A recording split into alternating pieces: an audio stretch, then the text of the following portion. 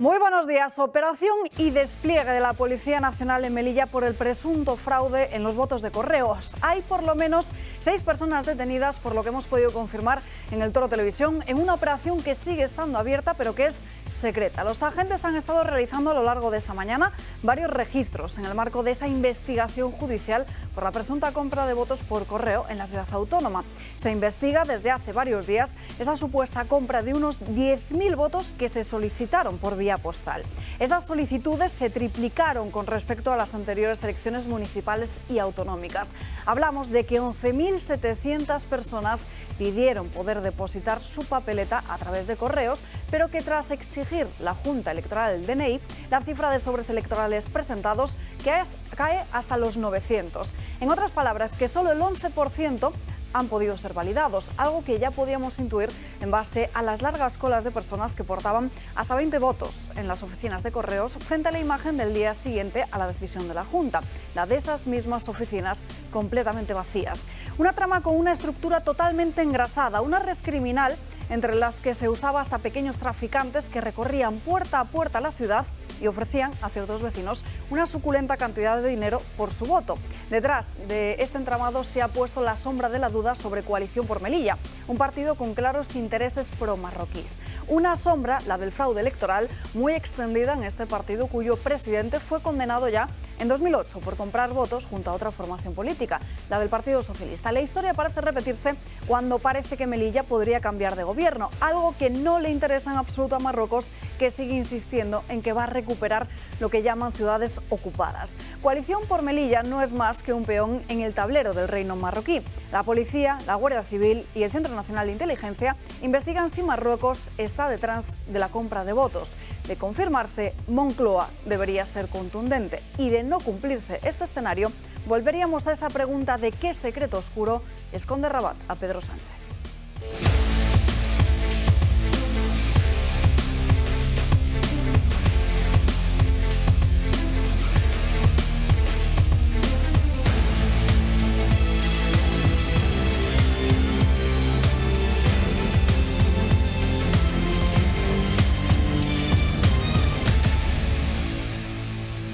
Comenzamos aquí el martes en Dando Caña, muy pendientes de esa operación que sigue abierta a esta hora en Melilla. Les iremos informando si vamos teniendo más novedades a lo largo de la mañana, pero también tendremos que hablar de muchos otros asuntos, sobre todo en esta campaña electoral marcada sobre todo por el debate que se produjo ayer en la televisión pública de Madrid, en Telemadrid, sobre los candidatos al Ayuntamiento de Madrid. Analizaremos cuáles fueron las mentiras, medias verdades y verdades que se dijeron en ese cara a cara, pero también tendremos que hablar de muchos otros asuntos, así que quédense con nosotros a lo largo de las próximas 2 horas. Saludamos a los invitados que nos acompañan hoy. José María Francas, muy buenos días. Pues muy buenos días. Pues mira, hablando del debate de Telemadrid, empecé a verlo, pero me sentí, no sé si la palabra es ignorado, despreciado o escupido casi, con la señora Reyes Maroto, ministra del Gobierno de España y seleccionada directamente por un tal Pedro Sánchez.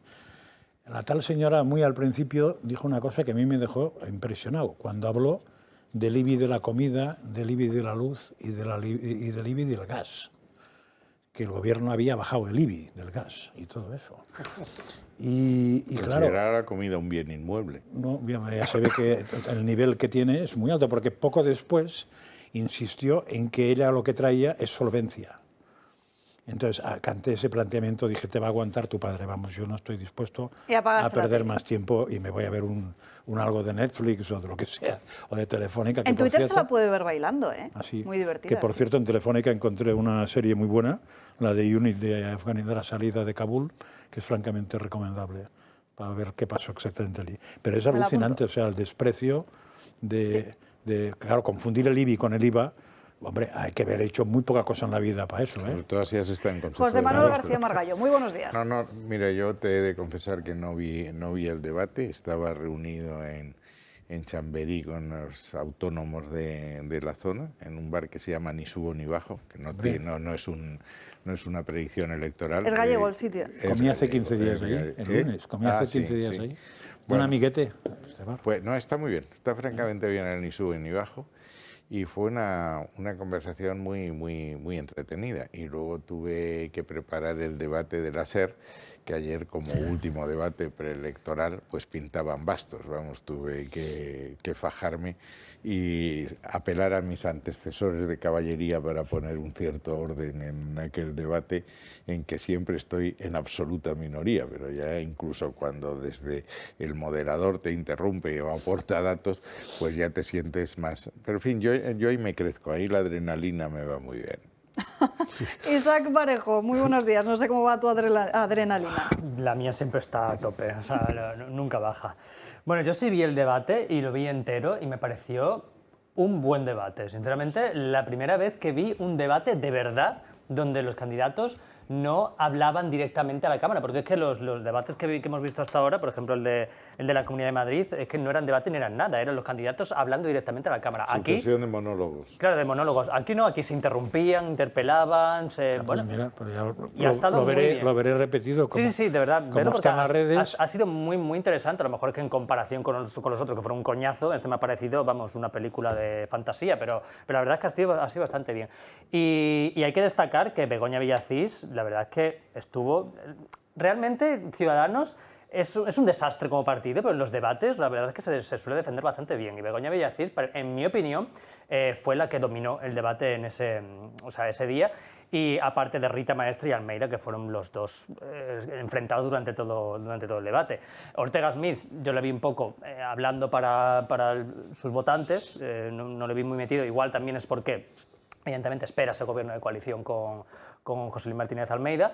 Javier Sotomayor, a un circo de personas, o sea, yo no sé qué pintaba ese señor ahí, estaba más perdido que un piojo en una calva. Y luego, ¿quién era la otra persona? Reyes Maroto, mi amiga. Reyes Maroto, la amante religiosa. La de Libia Iba. Es que Libia Iba, es que, en fin, no voy a comentar nada de esa señora porque esa sí que estaba perdida. Pero en definitiva me pareció un debate muy interesante. Y respecto a lo de Marruecos, perdón, a lo de Ceuta, no, Melilla, a mí me han contado que esto no es la primera vez que pasa. Lo que pasa es que... ha habido una sentencia en 2018. Hay condenados, hay 2 condenados. Claro, o sea, lo que pasa es que esta vez ha sido ya una confirmadas escala... por la audiencia y por el Supremo. Es decir, estamos hablando de una sentencia firme. Claro, lo que pasa es que esta vez ha pasado más a una escala más mayor, entonces ha sido como más espectacular. Se han pasado, ¿no? Claro, se han pasado ya de canteo, entonces, o sea, ponerse una cola con 20 votos cada persona, pues a ver cómo no van a pillar eso. Pero a saber cuánto tiempo lleva haciéndose esto a menor escala, o sea, lo que a mí me gustaría saber, más que lo que ha pasado ahora, me gustaría saber cuánto tiempo lleva haciéndose. En toda España desde las primeras elecciones democráticas. Lo que pasa es que que ahí lo que ocurría es que te condicionaba la mayoría absoluta, es decir, te daba 7 diputados, eso, o 7, claro, pero lo que sean. Si en el resto de España, como es un 2% de media, no te cambia tanto. Pero el resto seguro que ha dado alcaldías. Eso. Pero hay veces que en algunas circunscripciones muchos escaños se han decidido por 200 votos. Sí, que te ha dado alcaldías, eso. Pero lo alcaldías o diputados que a lo mejor luego son decisivos para el gobierno. Para mí lo que es repugnante es que con todo eso aún no se haya cambiado la obligatoriedad de presentar el DNI al ir a votar. Porque la Junta Electoral lo que ha dicho es solo para el caso de Melilla se vote en Melilla o fuera de Melilla. O sea, si yo voy a votar aquí porque fuera de Melilla aquí, me pedirían a mí por votar para Melilla. Bueno, lo que pasa es que los de Barcelona pueden hacer trampa. Pero a mí me han dicho que en el resto de España hay muchas oficinas que lo están pidiendo también, aunque no sea oficial. Claro, pero igual bueno, de hecho, el Instituto Nacional de Estadística ha trasladado como varios municipios, se lo ha trasladado a la Junta Electoral, como varios municipios habían inflado su censo, llegando incluso municipios, todos ellos de menos de 2.000 habitantes, a duplicar el número del censo justamente y curiosamente en los últimos 6 meses del año 2022. En fin, en unos minutos nos iremos hacia esta cuestión del fraude en los votos por correos de Melilla. Antes vamos a repasar que tenemos lo último encima de la mesa en esta campaña electoral que encara ya su recta final. Lo último que tuvimos ayer es ese mogollón de encuestas, ya lo saben, ayer lunes era el último día en el que se podían publicar y difundir estas encuestas sobre la intención de voto en los diferentes ayuntamientos y comunidades autónomas. También por la noche tuvimos ese debate cara a cara entre todos los candidatos al Ayuntamiento de Madrid. Vamos a ver cuáles fueron los grandes titulares y las mentiras y medias verdades del alcalde de Madrid. Telemadrid volvió a abrir sus puertas anoche para acoger un nuevo debate electoral, pero esta vez con la diferencia de que los candidatos eran para el Ayuntamiento de Madrid. Así, Javier Ortega Smith, Reyes Maroto, Rita Maestre, Roberto Sotomayor, Begoña Villacís y José Luis Martínez Almeida se reunieron para debatir y analizar la gestión del gobierno conformado por estos últimos. Un alcalde que comenzó asegurando que el Madrid de ahora era el mejor. Pero hoy, en 2023, tenemos el mejor Madrid que nunca nos hemos dado entre todos. ¿Pero verdaderamente los madrileños viven en el mejor Madrid? Según Almeida, la capital ha cumplido por primera vez con la calidad del aire. En 2022, por primera vez, cumplimos los límites de calidad del aire de la Unión Europea. Enero, febrero, marzo y abril han sido los mejores enero, febrero, marzo y abril de la historia en términos de calidad del aire. Un hecho que el candidato de Vox, Javier Ortega Smith, se encargó de desmentir con datos. Les pido que me ayuden a buscar a esta persona. Fue quien prometió en el 2019 acabar con el Madrid Central y es el responsable de que más de 1.200.000 vehículos no puedan circular por Madrid. Y es que, según él, Madrid Central ha sido la gran traición del alcalde, una traición que Almeida prometió quitar, pero que 4 años después continúa siendo la pesadilla de muchos madrileños. Rita Maestre, por su parte, además de recordarle que era una medida copiada del Ejecutivo de Manuela Carmena, le atacó asegurando que odiaba los árboles. El alcalde que odiaba a los árboles. Y yo lo digo muy claro. No seas infame, Rita, por favor, el alcalde que odia a los árboles. En 4 años talasteis 132.000 árboles en esta ciudad. 132.000. Nosotros 20.000. Uno de los momentos más tensos fue protagonizado también por el del PP y la de Más Madrid. Y mi pregunta es ¿por qué lleva usted una Ocupa en su lista y de número 3? Y no ha querido responder con lo siento, pero es que no puede ocasiones. contestar, no dispone de tiempo, señora Maestre, lo siento muchísimo, pero no le puedo Si es que no dar ha la querido palabra. responder. Claro que he querido responder. No, si me da 10 segundos le respondo ahora Reyes mismo. Maroto. Y Reyes muy Maroto tiene orgullosa la además. palabra. Siguiente Y muy turno. orgullosa. Un debate lleno de verdades y medias verdades por parte de José Luis Martínez Almeida, pero un debate que acabó como su compañero de partido, Isabel Díaz Ayuso, atacando al PSOE. Porque solo desde la unidad y desde Madrid se podrá vencer al sanchismo. Veremos qué es lo que pasa este domingo. Ahora os pregunto vuestra opinión por estos grandes titulares de Almeida ayer en este debate. Otro de los momentos más destacados y también más aplaudidos fue ese minuto de Begoña Villacís al candidato de Podemos, que aprovechaba que Roberto Sotomayor había nombrado a Alejandra Jacinto, que es la candidata de la formación morada a la Comunidad de Madrid, para reprocharle que han pasado 4 meses de ese escrache que sufrió estando embarazada en la pradera de San Isidro y que todavía nadie de Podemos le ha pedido disculpas por ello. En unos minutos les mostraremos esas declaraciones. Francas, ¿qué te parecen esas palabras de Almeida, sobre todo en lo que se refiere a Madrid Central? Hombre, yo creo que en Madrid Central está claro que fue una promesa electoral absolutamente incumplida. Aquí se ha hablado más de una vez y el argumento que ha dado el alcalde no es real. Es real la primera parte, o sea, Europa exige que se bajen los niveles. Lo que no exige es que se bajen quitando el coche A, el coche B, el coche C o haciendo tal y cual, te deja margen. Entonces, el margen que... Ahí el tema fue otro, fue más complicado. Porque yo no sé por qué Almeida tuvo que tener una relación con los 3 o 4 que se habían ido de Más Madrid, que era el grupo este que no sé cómo se llamó, no tengo por ahí, claro, y eso le exigió el aguantar todo el tema de Madrid Central. O sea, tiene una explicación distinta, la de la Europa es una excusa. ¿Y por qué hizo eso? Pues porque le servía para aprobar los presupuestos. Y además, si os acordáis, les concedió estatus de grupo a esta gente, con lo cual les concedió una subvención, etcétera. O sea, ahí hay más madera. A partir de ahí, cada uno que haga lo que quiera. Margallo.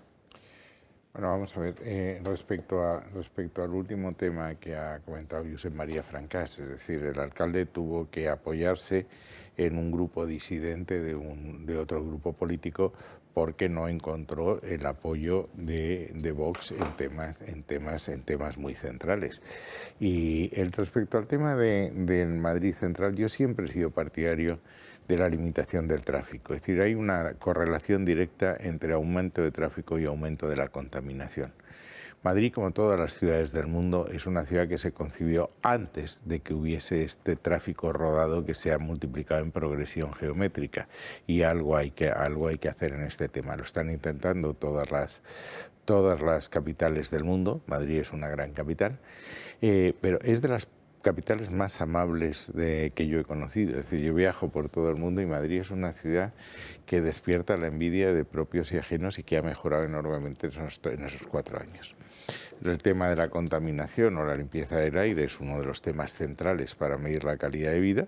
Él sí prometió en el Madrid Central, que lo prometió, y luego entendió que había que rectificar para conseguir esa calidad atmosférica que tenemos y ese cielo azul velazqueño, pues lo hizo. Y cuando en política te equivocas, rectificas y no pasa gran cosa. Es decir, los hechos van evolucionando y tú tienes que adaptarte a la evolución. Eso lo decía un gran economista, Keynes, dice, cuando los hechos cambian de opinión, yo cambio de opinión. ¿Y usted qué hace?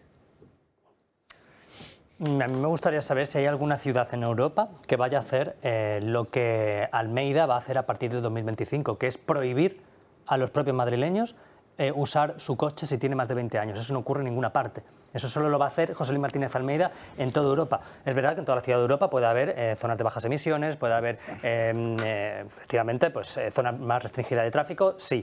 Pero lo que va a hacer José Luis Martínez Almeida en Madrid no se va a hacer en ninguna parte de Europa. O sea, restringir, prohibir directamente a los propios madrileños usar sus coches. Es que quien no tenga, a partir de 2025, quien no tenga un coche eléctrico, o sea, no va a poder entrar en todo Madrid. ¿En todo Madrid? ¿Cómo que no?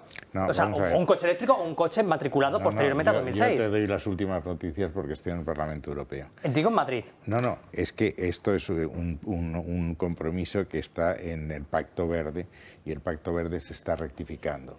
Gracias, entre otras cosas, al Partido Popular Español y a la CDU alemana, se está considerando la posibilidad, más que cierta ya, de que se posponga la fecha de 2035. No, eso es otra cosa, es otra cosa. Perdona, déjame que te lo explique. Están absolutamente ligadas. Si se cuestiona esto. Bueno, pues si me cuentas tú lo de Europa, yo te lo explico. Yo te digo lo que Almeida ha dicho, lo que Almeida tiene escrito hasta 2025. Lo de la prohibición de coches de combustión es otro tema distinto. Sí, pero es que eso ha venido después y una vez que se está cuestionando la conveniencia o no de prohibir los coches de combustión en la producción, también se considerará en la utilización y lo tendrán que considerar todos en la Unión Europea. Antes no se podía, insisto, la prohibición era 2035, no se producirá ningún coche de combustión más. Alemania y España, los dos partidos del Partido Popular Europeo, están cuestionando eso y se prorrogará esa fecha siempre que sean combustibles neutros. A partir de ahí hay que reconsiderar todo el resto de las consideraciones. Pero es que, insisto, las circunstancias han cambiado porque el marco normativo ha cambiado y permite cosas que antes no permitía. Y estoy seguro que José Luis Martínez Almeida tomará pie en esto. Eso es lo que hay. No es lo que hay. O sea, lo que José Luis Martínez Almeida ha llevado escrito, es decir, el protocolo... Antes de que cambiamos eso, claro, si todavía no lo hemos cambiado. Y no lo ha rectificado todavía. Yo no he escuchado a José Luis Martínez Almeida decir que va a reconsiderar los protocolos. Estamos presionando para rectificar, todavía esa rectificación no se produzca. ¿Y por qué no lo dice? ¿Por qué no dice, si Europa rectifica esto, yo rectificaré mi protocolo hasta 2025? No lo ha dicho. Porque cualquier persona inteligente entiende que eso es así, que si tiene un margen lo hará. Hombre, pero yo creo que eso le beneficiaría, ¿no? Decir, de todos modos, ni siquiera lo que dices, con perdón, va a ir en serio porque... No, sí va a ir en serio. No, yo creo que se va a prolongar todavía más. Y voy a dar un dato solamente. Me estáis yendo por otro sitio que yo no voy. Voy a dar un dato solamente. La empresa que ahora mismo vende más coches del mundo, que creo que es Toyota, ya está fabricando la gasolina sintética justo para que todo eso se vaya a freír espárragos. Porque claro, lo que se han dado cuenta las grandes empresas de coches es que condenar a los coches de combustión por criterios de hace 20 años era una locura. Entonces todos están investigando porque además se dan cuenta de que físicamente es absolutamente imposible pasar a coches eléctricos.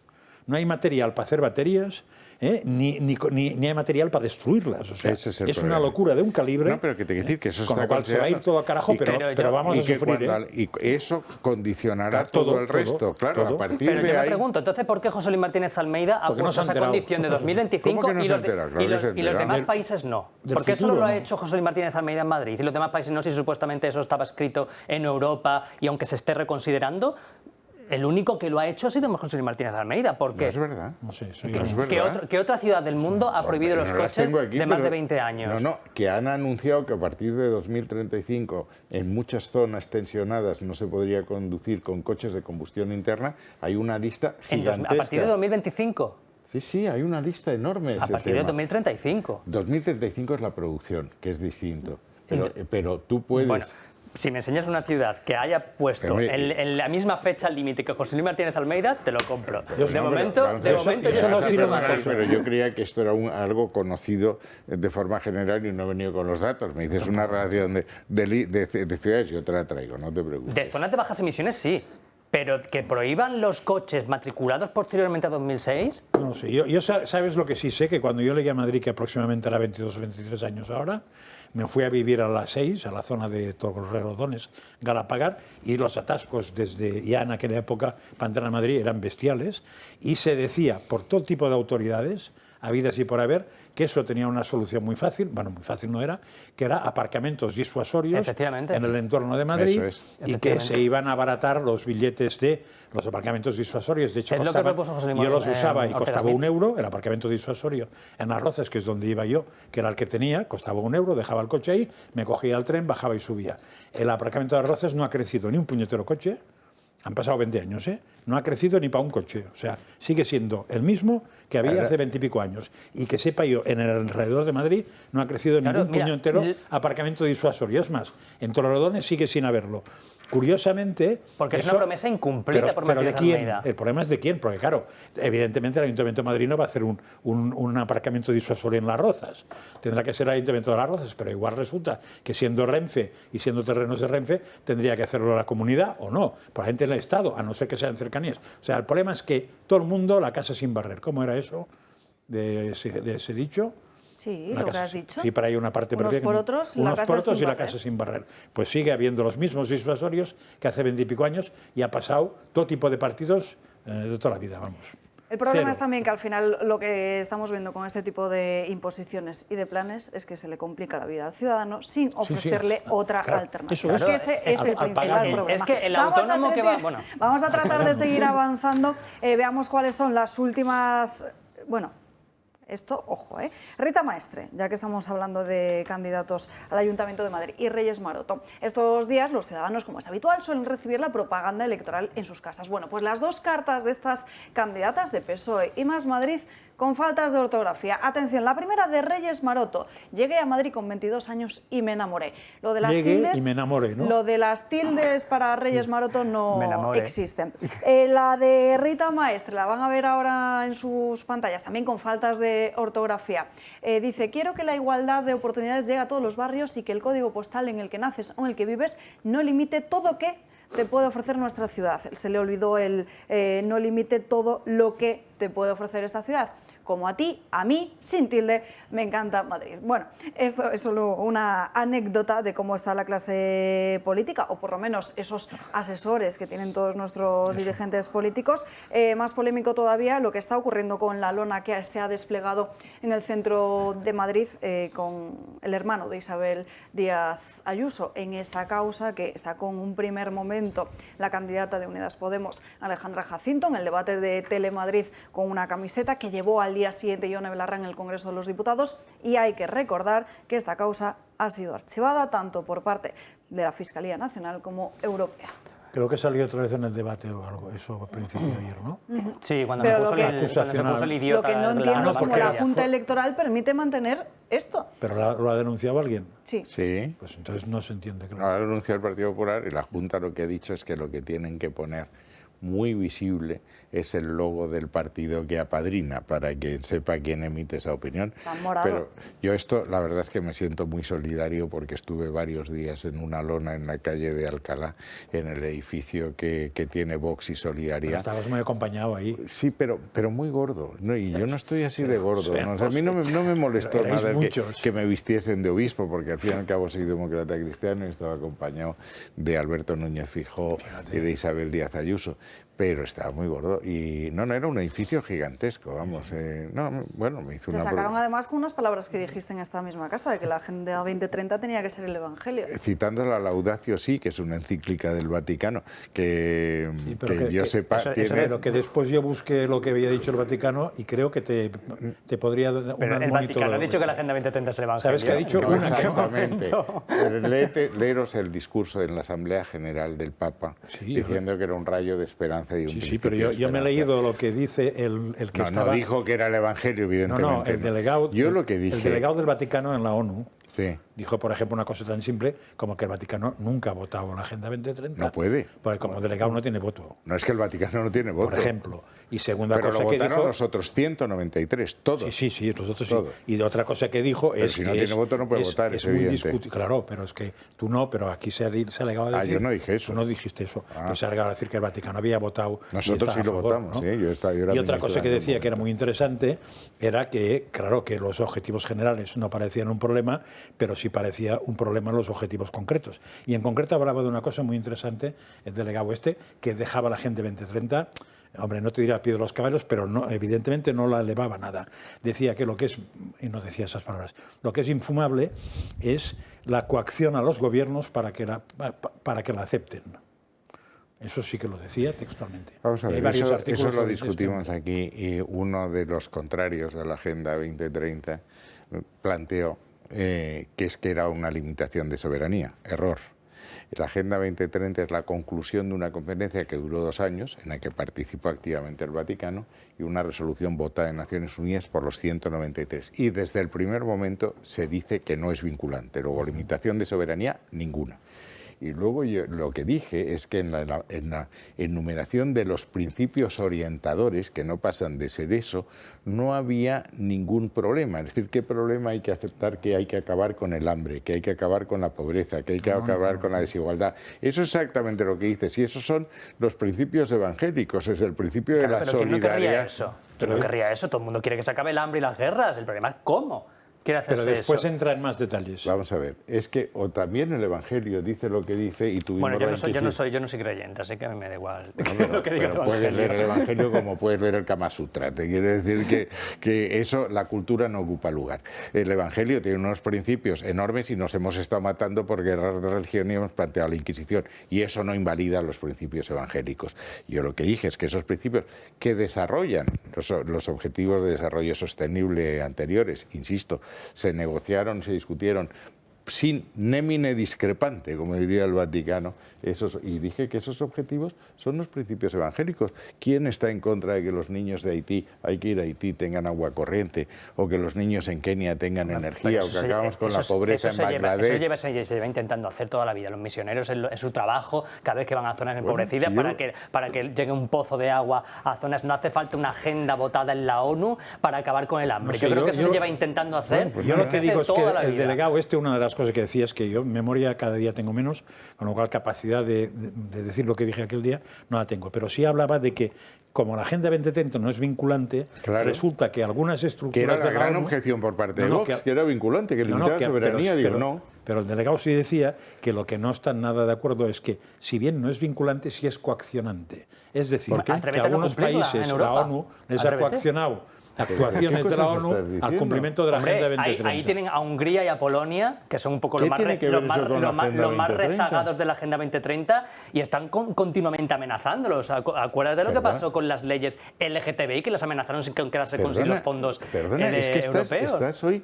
Es decir, en la Unión Europea, Polonia y Hungría tienen expedientes por intentar copar y controlar el Poder Judicial. Por eso. Yo no he hablado del Poder Judicial, he hablado de las leyes LGTBI que se hicieron y los cuales amenazaron con ello por esas leyes. ¿Es verdad o mentira? Es mentira. ¿Es mentira? Que se amenazara a Hungría y Polonia por las leyes LGTBI. Es mentira. ¿Tú sabes cómo se amenaza? Con el artículo 6 del tratado, que hace un expediente cuando hay infracción de los valores fundamentales. Y eso no se ha tratado nunca. Lo que se ha tratado y se está discutiendo e investigando es si controlan o no controlan el Poder Judicial. Punto. Otra cosa es que ¿Se ha expedientado a España por controlar el Poder Judicial? ¿Por intentar controlar el Poder Judicial? Pregunto. Todavía no. Pero ¿Se ha planteado? ¿Me dejas que te conteste? Vale, sí. Didier Reinders, que es el comisario, y estuvo conmigo mucho tiempo en Exteriores, ha hecho varias advertencias a España de que tienen que ir a cambiar el procedimiento de elección de los miembros del Consejo del Poder Judicial para que los 12, que son, hay 20, 12 elegidos por los jueces y 8 de reconocidos juristas por Congreso y el Senado. Ahora se eligen todos, los 8 que sí dice la Constitución y los otros 12 desde el cambio que hizo Felipe González. Y ha dicho que hay que volver al nombramiento por parte de los jueces y entre los jueces. Luego, fíjate si ese tema... Pero no se ha abierto expediente. Todavía no, pero es que las cosas... Yo de todos modos matizaría lo de Felipe González. No, una cosa. Creo que Felipe González y Michavila 15 de julio de 2021, Diario El País. Bruselas abre expediente a Polonia y Hungría por su hostigamiento a la comunidad LGTBI. Pero, ¿se ha abierto procedimiento de infracción? Me ha dicho que no se ha abierto expediente. Procedimiento, es que en derecho una cosa es que te he dicho que se ha amenazado. Yo dije que se ha amenazado. Tenemos usted me ha dicho que no. Este debate sobre la Agenda 2030 aquí, pero si uno se lee esas propuestas, de hecho, la semana pasada hicieron un gato al agua muy interesante sobre la Agenda 2030. Si uno se lee esos objetivos, lo que tenemos encima de la mesa son propuestas bastante abstractas, muchas de ellas vacías, que lo único que pretenden hacer es definir cómo debe ser una sociedad. No hay más. Nos tenemos que ir a una breve pausa. Me alegro, Alba, que lleguéis a esa conclusión en esta casa. Sí, pero es que al final, ¿quién tiene que decir cómo debe ser la sociedad? Hay 190. La sociedad está establecida y tiene unos, en España tendrá una cultura y en Francia debe ser otra. No que las élites que vengan de Europa definan qué es lo que tenemos que hacer o cómo debemos actuar. No vienen de Europa, vienen de Nueva York. Son 193 países. En fin, nos tenemos que ir a una pausa de publicidad. Depenker o Depencare es la empresa líder en el sector del cuidado de personas mayores o dependientes a domicilio. Depenker se ocupa de todo para tu total tranquilidad. Hacen selección específica del cuidado para cada caso. Con ellos tienes garantía ilimitada de sustituciones siempre que sea necesario, gestionan todos los trámites administrativos y además contarás con atención médica 24 horas por videollamada. Depenker es la alternativa ideal a las residencias porque ofrecen multitud de servicios adicionales como pueden ser ortopedia, fisioterapia o podología a domicilio, entre otros muchos. Llama al 91 091 35 y 66. Te van a asesorar. Depencare con C de cariño. Pausa para publicidad y seguimos.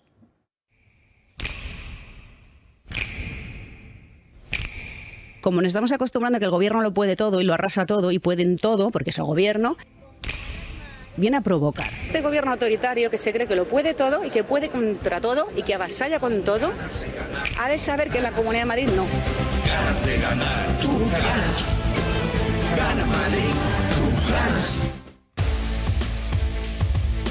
En 4 minutos de las 12:30 del mediodía ya estamos de vuelta en Dando Caña y vamos a seguir hablando de esta campaña electoral. Nos vamos ahora hasta la Comunidad Valenciana, que podría ser clave después de lo que pueda ocurrir este domingo en las urnas. Concede hoy una entrevista en el diario El Mundo Carlos Mazón, el candidato del Partido Popular. Dice: el fin del sanchismo empieza en Valencia. Vamos a dejar a Feijóo en la puerta de la Moncloa, y es que hay una teoría también, al parecer asumida por Génova 13, de que si Feijóo gana en la Comunidad Valenciana y en Castilla-La Mancha y consigue el poder en esas comunidades autónomas, lo tendría mucho más fácil de cara a las elecciones generales. Margallo. Vamos a ver, hay un dato que es objetivo, esto es aritmética. Si el Partido Popular ya tiene Andalucía, si tiene una mayoría más que suficiente en la Comunidad Valenciana y en Madrid, es absolutamente imposible que Sánchez forme gobierno con todo el bloque que le sigue. Otra cosa es cuál sea el porcentaje en las elecciones generales del Partido Popular y si necesita o no necesita apoyos. Pero insisto, la primera conclusión: sin Andalucía, sin Madrid y sin la Comunidad Valenciana no se hace gobierno. Eso es así de sencillo.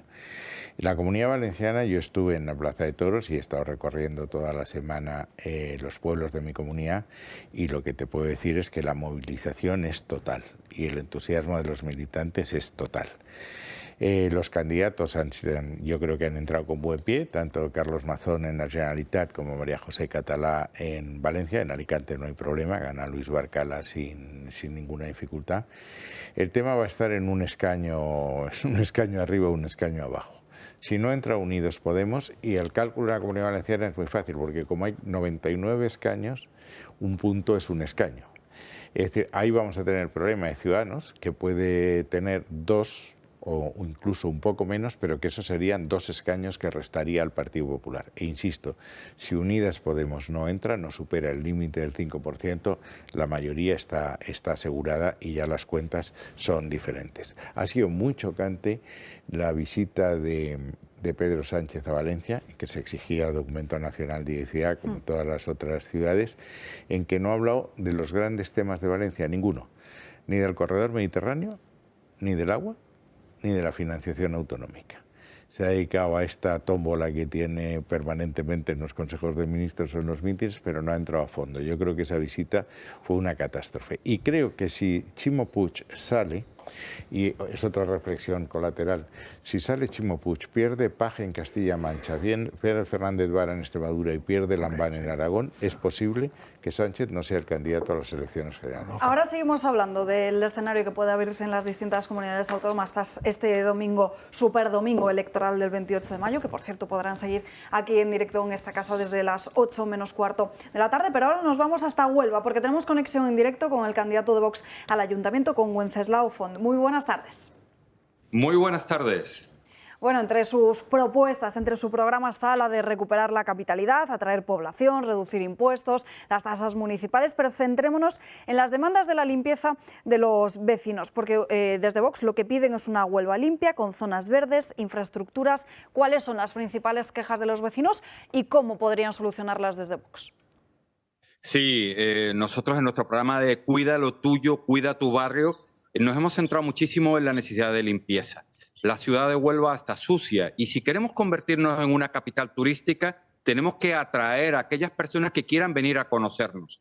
Entonces los gobiernos socialistas parece que han ido abandonando totalmente la calle, los servicios públicos, que la gente pueda venir con los autobuses hasta horarios mucho más tarde, que tengan accesos buenos, que la zona de bajas emisiones no haga que la gente pueda circular por la ciudad libremente, y sobre todo las obras de antes de las elecciones que han tenido la ciudad totalmente colapsada. Ante todo eso, Vox ha querido ser el grito cercano a los vecinos y hemos reclamado urgentes medidas de solución porque creemos que las ciudades deben de cambiar para que los vecinos las utilicen, las disfruten y que evidentemente nos enriquezcamos todos con medidas que sean cercanas a nosotros.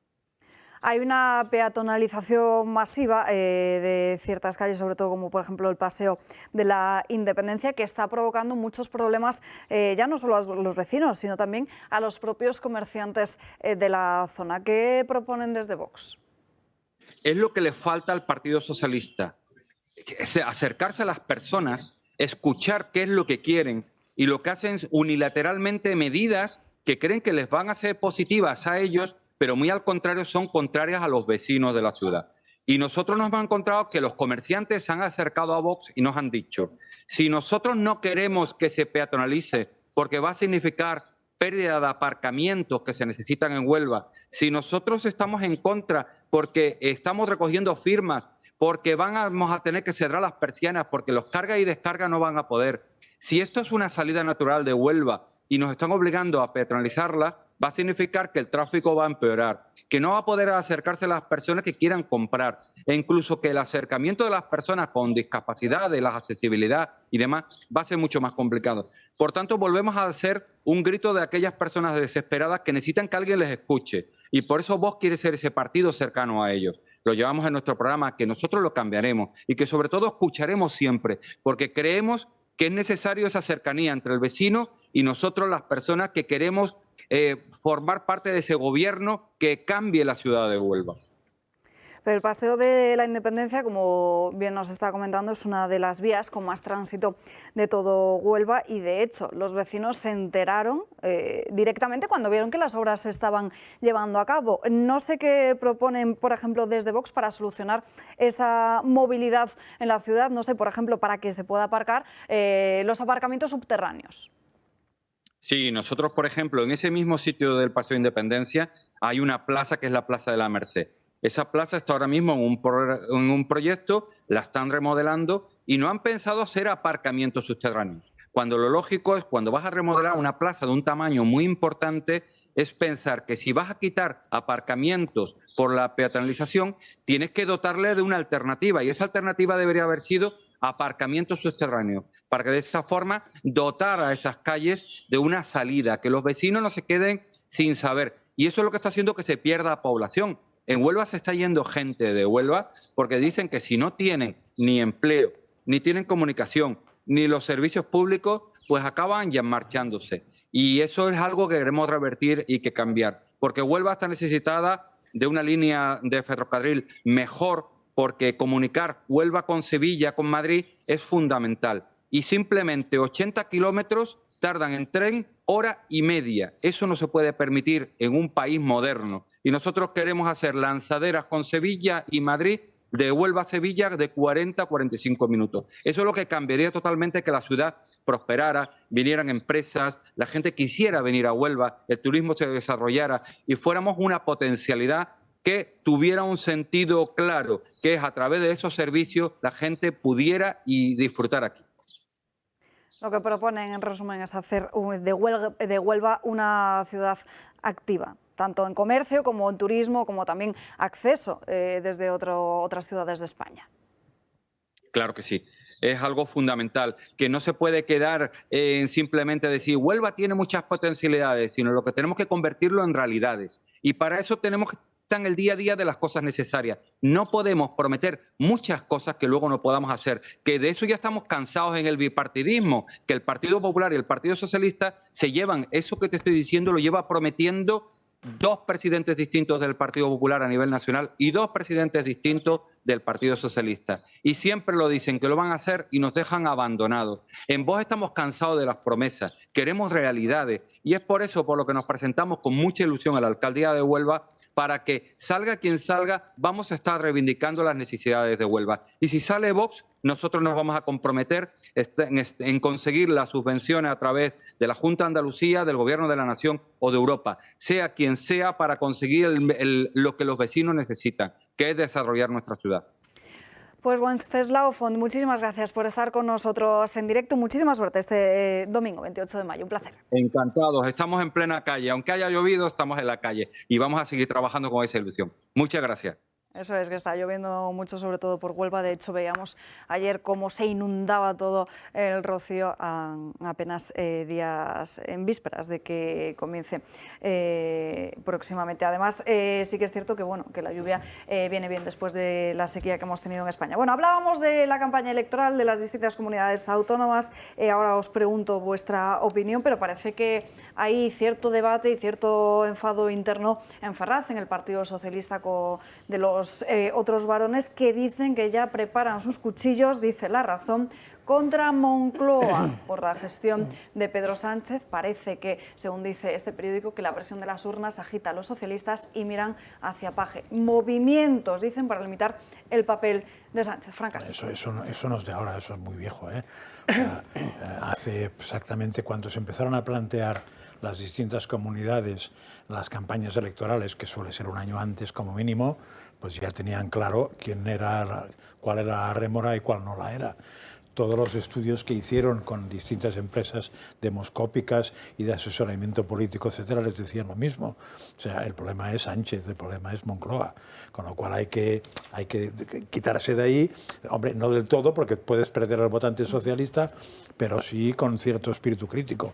Eso es más viejo que nosotros. Yo lo que quería matizar es lo que va a pasar este domingo, ¿sí? Porque creo que, a ver, claro, si el PSOE pierde Castilla-León, hay Castilla-La Mancha, pierde Extremadura, pierde Valencia y no sé si pierde Cantabria, porque ahora ya no queda PSOE, o sea, entonces puede haber problemas en todos lados.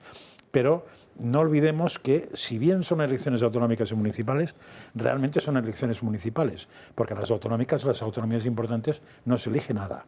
Es decir, unas elecciones autonómicas en que Andalucía, Cataluña, País Vasco y Galicia no entran en juego son autonomitas, más bien. Con lo cual, la lectura que se puede hacer es relativa. Donde se puede hacer la lectura exacta es en los municipales, porque ahí sí que son los 8.000 y pico ayuntamientos de España. Y hasta ahora que sepa yo, siempre que ha habido una victoria clara de un partido, el siguiente asalto ha sido el gobierno, sin ninguna duda.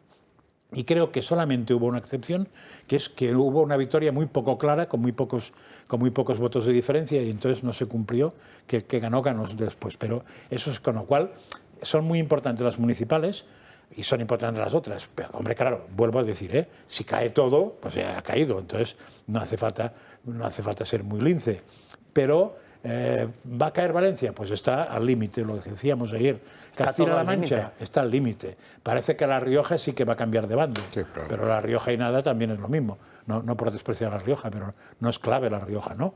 Entonces, yo me miraría más las municipales, a no ser que sea una catástrofe, como fue en su momento. Acordaos que Zapatero se llevó por delante no solamente a presidentes de comunidades, sino a alcaldes que no habían desaparecido nunca. Por ejemplo, era un alcalde, Zamora, por ejemplo, creo que era un alcalde de toda la vida del PSOE, que era el típico alcalde como de La Coruña, que era un personaje que lo quería derecha e izquierda y medio pensionista en Zamora, se lo llevó por delante a la hora del desastre de Zapatero. Pues cuando eres muy malo, te cargas todo. Yo, según lo que estáis diciendo aquí los dos, sobre todo Margallo, es que Feijóo está pendiente de un hilo, ¿no? Yo no he dicho semejante cosa en ningún momento. Lo explico. No. A mí no me interpretes, que yo me sé interpretar con claridad y si no me entiendes me lo preguntas. Lo explico. A ver, estáis diciendo que si el Partido Popular consigue Valencia, Castilla-La Mancha y Extremadura, el camino de Feijóo ya es indiscutible en la Moncloa. Extremadura no la he citado, he dicho Castilla-La Mancha, Madrid y Valencia. Y Andalucía, que lo tiene. Bueno, Andalucía lo tiene, pero digo en estas elecciones. Pero estas comunidades que hemos nombrado están al límite. O sea, Castilla-La Mancha y Valencia, tanto se puede ganar como se puede perder, que puede pasar cualquier cosa. ¿Qué pasa si se pierde? Porque pueden pasar cualquier cosa. Perder no es perder, es no gobernar. Bueno, no gobernar, efectivamente. Porque perder no se va a perder. No gobernar es perder. Bueno, no es lo mismo, pero en votos no. Entonces, ¿qué pasaría con Feijóo en el caso de que no se consiga ni Extremadura, ni Castilla-La Mancha, ni Valencia? Y imagínate que se pierde el ayuntamiento. O sea, ¿qué pasaría ahí? Porque es un escenario que puede ocurrir perfectamente, ¿eh? En el que no se consigan ninguna de esas tres y que se pierda el ayuntamiento de Madrid. Es poco probable. No es poco probable. Según las encuestas, es probable. Yo creo que es poco probable, pero es posible. Muy posible, porque está todo al límite. En el ayuntamiento, si a Almeida le falla un escaño y a Vox otro, se pierde el ayuntamiento según las encuestas. Y si mi abuelo tuviera ruedas sería una bicicleta, pero... Por eso que está todo al límite. Claro, es que tienen que fallarle a dos y que los otros no les falle nada.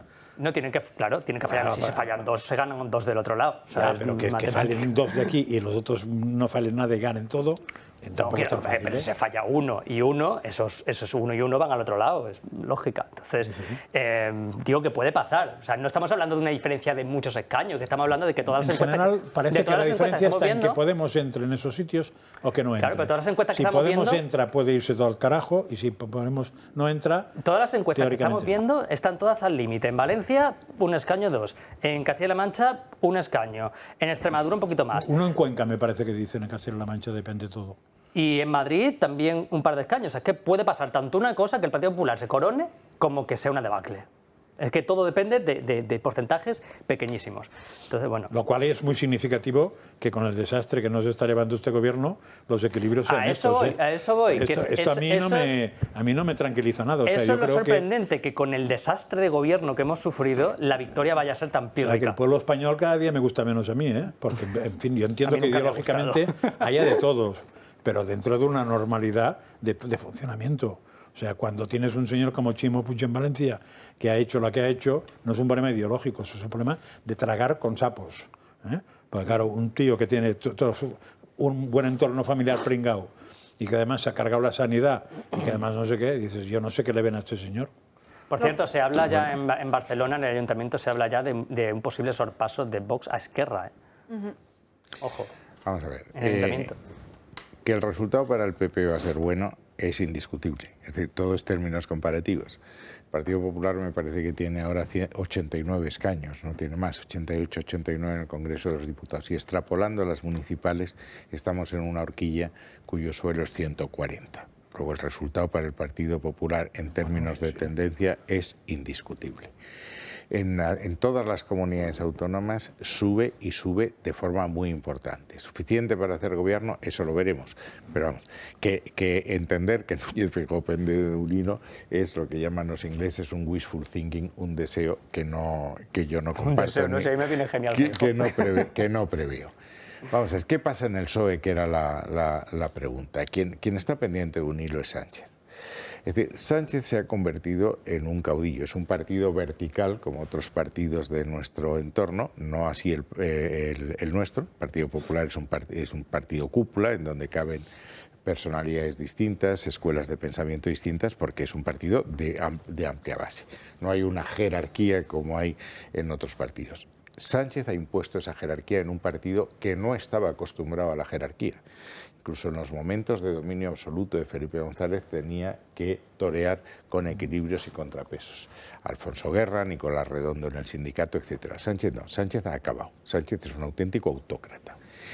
Y aprovechando esa capacidad de control absoluta, no hace prisioneros, ha cambiado la filosofía del Partido Socialista. Ya no es un partido socialdemócrata, es un partido radical y cada vez me dicen los socialistas importantes que ahora están esperando a ver qué pasa, que cada vez es menos el secretario general del PSOE y cada vez es más el caudillo de una coalición de partidos que aspiran a una transformación radical de España. A una España plurinacional, confederal, republicana, con una economía intervenida, etc. Eso hay mucha gente del Partido Socialista que no les gusta. Y es más, que cree que pone en riesgo la existencia misma del Partido Socialista, como ocurrió en Francia cuando se empeñaron en pactar en Italia con Mélenchon. Por tanto, insisto, el resumen, Núñez Feijóo no tiene el menor riesgo, el menor temor. Yo no he visto nunca este partido tan unido como ahora, con un partido tan movilizado. Insisto, el éxito es indudable, porque hay que comparar dónde estábamos y dónde vamos. Un partido que está en 88 y se planta en 140 en muy poco tiempo, después de un liderazgo de un año. Es que no se puede hablar de éxito preventivo, o sea, éxito según las encuestas. O sea, tú has estado hablando de lo que iba a pasar. Según las encuestas. Lo veremos este domingo, que tenemos que ir terminando con este debate. Tú puedes entender que todavía no se ha votado, que estamos hablando de encuestas. Bueno, lo que está claro para todos es que este domingo 28 de mayo todos los partidos se juegan, muchos, incluso algunos de ellos, la desaparición y otros una posible victoria. Y lo que está claro también es que esta campaña está siendo bastante tensa. Vox ha sido víctima de todos los ataques de la izquierda más radical y brutal. Lo hemos visto en diferentes carpas informativas, también en mítines. De hecho, la semana pasada nos acompañaba aquí también Antonio González Terol. También el Partido Popular ha sufrido esos ataques en la puerta de Alcorcón, de la sede del Partido Popular. Directamente le escribían amenazas. Alguna compañera suya también encontraba su coche directamente rayado con insultos. Y en las últimas horas 2 personas han atacado con gas pimienta la sede del Partido Popular en Móstoles al grito de "os vamos a matar". Esos atacantes, por lo que nos han podido confirmar fuentes del Partido Popular, se han identificado como ultraizquierda por la policía. Nos lo va a contar todo Marín Vallejo. Marín. Así es, Salva. Los ataques a sedes, carpas y simpatizantes de algunos partidos políticos no cesan en esta campaña. Son numerosas las agresiones a miembros de Vox, pero ayer le tocó el turno, por desgracia, al Partido Popular.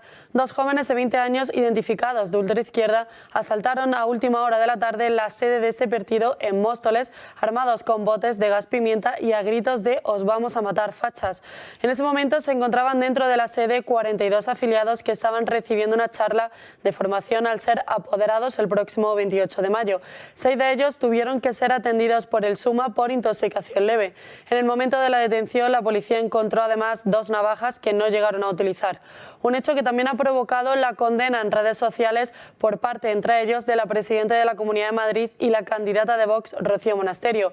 Ayuso, por su parte, ha asegurado que no podrán con la libertad ni con sus ganas, y Monasterio ha recalcado el aumento de la violencia en estas elecciones. Un nuevo ataque a la democracia, pero que por desgracia siempre es a la derecha.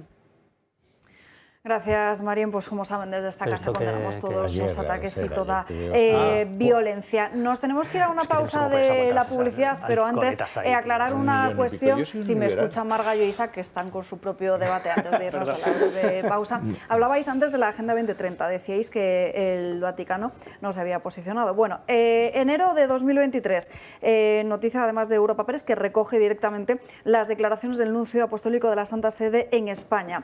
El Vaticano comparte la mayoría de objetivos y metas que recoge la Agenda 2030, pero sí que es cierto que expresa ciertas reservas a algunos conceptos sobre sexualidad y familia y sus metas de implementación, como es el uso del término género, que para el Vaticano se circunscribe al criterio biológico de mujeres y hombres, pero que el nuncio del Papa remarca y subraya que comparte la mayoría de objetivos, es que directamente asume esa Agenda 2030. Nos tenemos que ir a una pausa de publicidad. porque Alba, muchas gracias nos han por traído echarme una estas mano. cerezas hoy aquí, porque son de Comefruta y están buenísimas. Dice que con Comefruta puedes disfrutar de los mejores productos de nuestra huerta sin moverte de casa. Es muy sencillo hacer tu pedido en su web.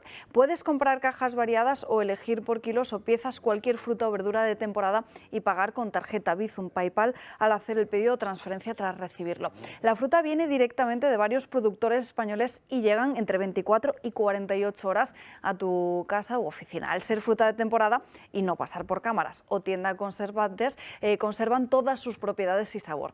También venden otros productos frescos y algunas conservas de pequeños productores que puedes ver en su web. A todos los socios, además del Club de Amigos del Toro Televisión, les van a dar un descuento del 5% con el código ELTOROTV. Tienes toda la información de los productos y frutas en www.comefruta.es, o si tienes alguna duda puedes contactar por WhatsApp en ese número de teléfono que les voy a decir, 669 03 03 66. Se lo repito, 669 03 03 66. Pausa para publicidad y seguimos.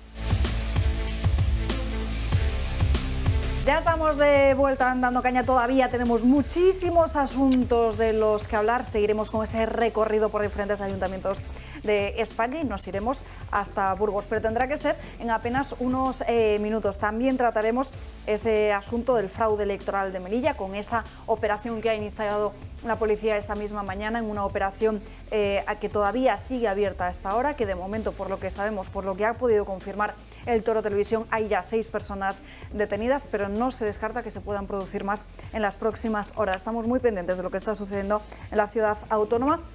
Y además, ya les adelanto otro tema de los que vamos a tratar aquí en esta mesa. Si se han fijado, en la mayoría de los medios de comunicación ya casi no se habla de lo que está sucediendo en Ucrania, del conflicto con Rusia. Muchas veces hemos analizado cuáles eran sus consecuencias, todas las sanciones económicas que había llevado a cabo la Unión Europea y también España, y sin embargo, lo hemos visto, lo han notado ustedes en todas las intervenciones y comparecencias del presidente del Gobierno, de Pedro Sánchez, no ha dejado de decir, hablar de que Putin es el responsable de lo mal que va la economía en España y de cómo ha avanzado en estos últimos meses la subida de los precios. Sin embargo, ojo al titular, España y la Unión Europea siguen comprando gas y petróleo a Rusia. ¿Cómo? Se lo contaremos en unos minutos. Antes, Ana Gullois, Crónicas de Manicomio. Buenas tardes, Ana. Muy buenas tardes, Alba. Nosotros tenemos que advertir también a las mujeres, a las embarazadas. ¿Por qué? Porque un estudio reciente del Instituto de Diagnóstico Ambiental ha encontrado 11 nuevos componentes químicos en la sangre del cordón umbilical de hasta 69 niños recién nacidos en Barcelona. Entre ellos destacan filtros ultravioleta, que se encuentran además en las cremas solares, y también parabenos que se encuentran en cremas de uso cosmético. El efecto que pueden tener, el efecto negativo que pueden tener todos estos productos es en la etapa de desarrollo de los niños, sobre todo en su etapa infantil y fetal. Y además han comprobado que estos compuestos se transmiten de la madre al bebé a través de la placenta, o sea, a través de ese umbral placentario. No es la primera vez que encuentran este tipo de componentes, pero sí componentes de estos 11 grupos de componentes químicos en los que se encuentran estos filtros de uso solar y sobre todo también los parabenos. También han encontrado un antioxidante, el MBM, que se encuentra, es un activo en productos, sobre todo en envases plásticos. Los investigadores han indicado que se puede exponer la mujer embarazada por directamente el producto dermatológico en la piel, es de forma atópica, y también por inhibir o consumir productos o alimentos que estén contaminados, incluso también por inhalación de aire. O sea, que se pueden exponer y encontrar con este tipo de situaciones y ingerir este tipo de sustancias de diferentes formas. Han sobre todo puntualizado dos cosas. Entre estos compuestos químicos que se encuentran los sulfatos, como he dicho, los filtros ultravioleta, encontramos también los benzofenona y abonfezona. Y estos, por ejemplo, sí que nuestra legislación establece unos límites de esas sustancias dentro de los cosméticos, porque es un límite que tienen regulado la legislación cosmética. Entonces se encuentran entre un 6 y un 4% del peso total del producto, pero no para lo que puede ser tóxico, no para el ser humano. O sea, no por cantidad hay establecido un límite de estos productos que puedan ser nocivos, porque todavía no se sabe qué efectos a largo plazo pueden tener. Lo que sí se sabe es que en un primer momento sí pueden producir, como indicado, esos efectos negativos en las primeras etapas del feto. Es decir, que hay muchos productos de uso personal que llevan estos compuestos químicos y que no deberían usarse, ¿no? A ver, no es que no deberían usarse, es que todavía tienen que investigarlo. De hecho, los investigadores han dicho que es muy pronto, porque solo han hecho este estudio con 69 bebés que se encuentran en Barcelona, y que sí, estos componentes se encuentran presentes en un 15% de las muestras y pueden afectar, sobre todo, por ejemplo, en el caso de la avonbenzona, que se usa, es el típico para las cremas de protector solar que tengan UVV, puede interferir en la acción natural de los estrógenos y favorecer el desarrollo de obesidad infantil. Entonces, tenemos que mirar qué productos tienen este componente, que suele ser la mayoría de las cremas de protección solar. Luego, por ejemplo, los parabenos que he indicado se utilizan sobre todo también en champús. ¿Para qué? Para no degenerar el propio champú, para que no le salgan microbios y hongos, entonces se utilizan estos parabenos para conservarlo. Es un conservante, entonces al final están en la mayoría de los productos. Francas. A ver, dos cosas rápidas que me parece que son de sentido común.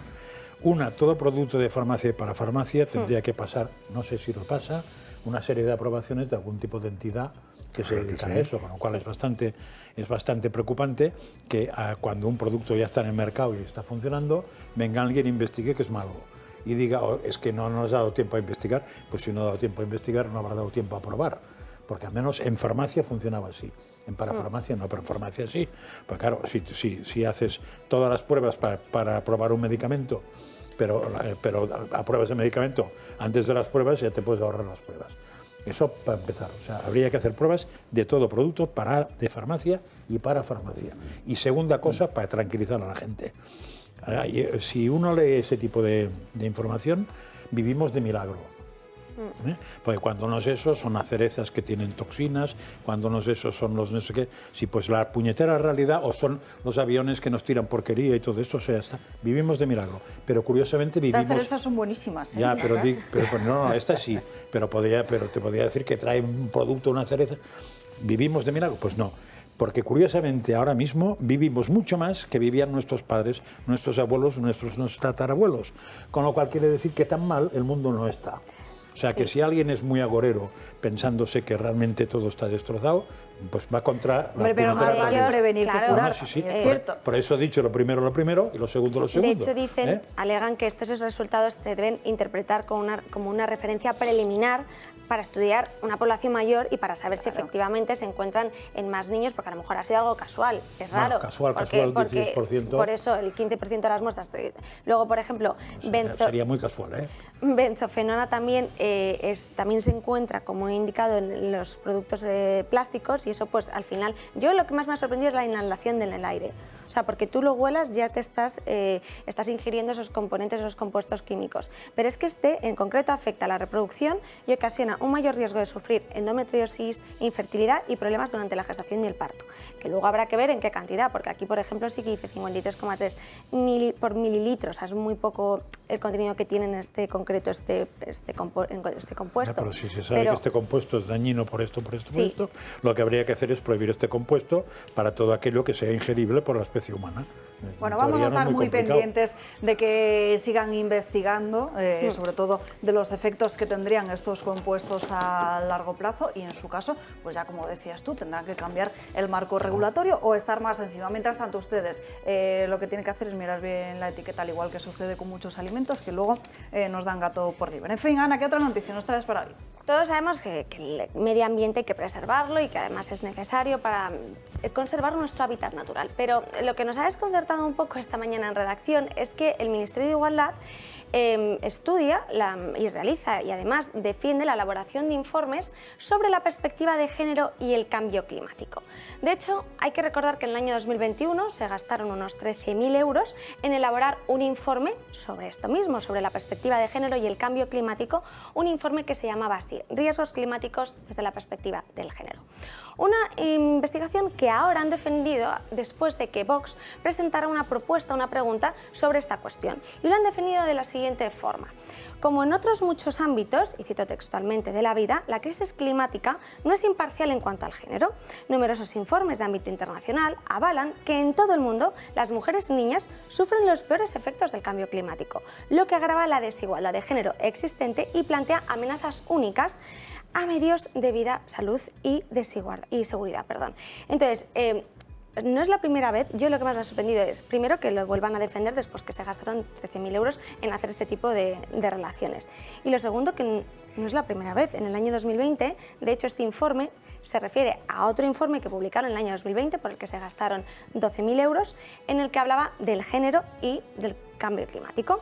Y en ese establecían lo siguiente, que el Instituto de las Mujeres indicaba que el 80% de las personas refugiadas climáticas eran mujeres, que las mujeres, niñas y niños pueden tener hasta 14 veces más probabilidades de morir en caso de desastres naturales en los países con mayor desigualdad. Se lo han encargado siempre a la misma empresa adjudicataria, a la misma consultora, Red Consultores, que es colaboradora habitual del Ministerio de Igualdad, y claro, por ese tipo de contratos no se hace falta ninguna licitación pública, es decir, son contratos menores. Claro, por 13.000 no. No. Si fueran 15.000, sí. Sí, 15.000 sin contar el IVA. No, es 15.000 sin IVA. ¿Seguro? El valor, sí, por los pues antes eran 12.000, IVA incluido, ¿eh? Aquí es, el valor estimado del contrato tiene que ser 15.000 y el precio excluye el IVA, o sea, creo que son los 15.000 más... Yo no sé eso del cambio climático en la perspectiva de género. ¿Pero cuántos estudios se hacen todos los meses con dinero público sobre el cambio climático? Realmente, o sea, lo que sí os contaré es que si vais a la universidad, que es bueno a veces en cuando hablar con profesores universitarios, y decir, los proyectos que planteáis, ¿qué es lo que no dejáis de poner? Y te dirán perspectiva de género, porque es la única manera que te aprueben un proyecto, aunque sea sobre las vacas en la India, da absolutamente igual. O sea, si consigues poner, que a veces no es fácil, porque claro, el teorema de Tales con perspectiva de género puede ser complicado. Pero si consigues ponerlo, sabes que tienes muchos más números de ganar una plaza, que te aprueben una financiación o de publicar una revista. Y si ignoras lo que está de moda ahora, que es la perspectiva de género y otras cosas parecidas, la LGTB, todas esas historias, si ignoras eso, te va a publicar Rita la cantadora, y probablemente ni siquiera ella. Si tú, o sea, yo estoy seguro de que cualquier cosa, si le das las vueltas correspondientes, puedes llegar a la perspectiva de género. Yo esto del cambio climático con perspectiva de género lo vi por primera vez en un reportaje de La Secta, que hablaba de que el cambio climático provocaba violencia de género en África porque... Sí. La aplicación era de traca, porque había regiones en África que se estaban secando por culpa del cambio climático, entonces eso hacía que las mujeres de los poblados tuvieran que viajar a otras zonas y en el camino las violaban. Entonces, claro, el cambio climático provocaba violencia de género. También hemos visto cómo el volcán de La Palma también provocaba violencia de género. Entonces, al final seguro que hay algún estudio para explicar por qué yo soy maricón gracias a la violencia de género. O sea, seguro que hay alguno de eso. Entonces, es lo que hace esta gente para crear chiringuitos. Luego hablaremos del tema, Vinicius, que también es algo para crear chiringuitos. Todo al final se reduce a dinero. Es que de hecho el documento lo que aboga es por la toma de medidas prácticas para evitar que esta situación se propague, ¿no? Para evitar esa desigualdad de género con el cambio climático. Entonces, ¿qué nos encontramos? Que el documento aboga por fomentar las subvenciones a proyectos que tengan en cuenta cómo afecta el cambio climático de forma diferencial a las mujeres y a los hombres. ¿Cambio climático o cambio climática? Sí. O clima cambiado. No habíamos caído estudio...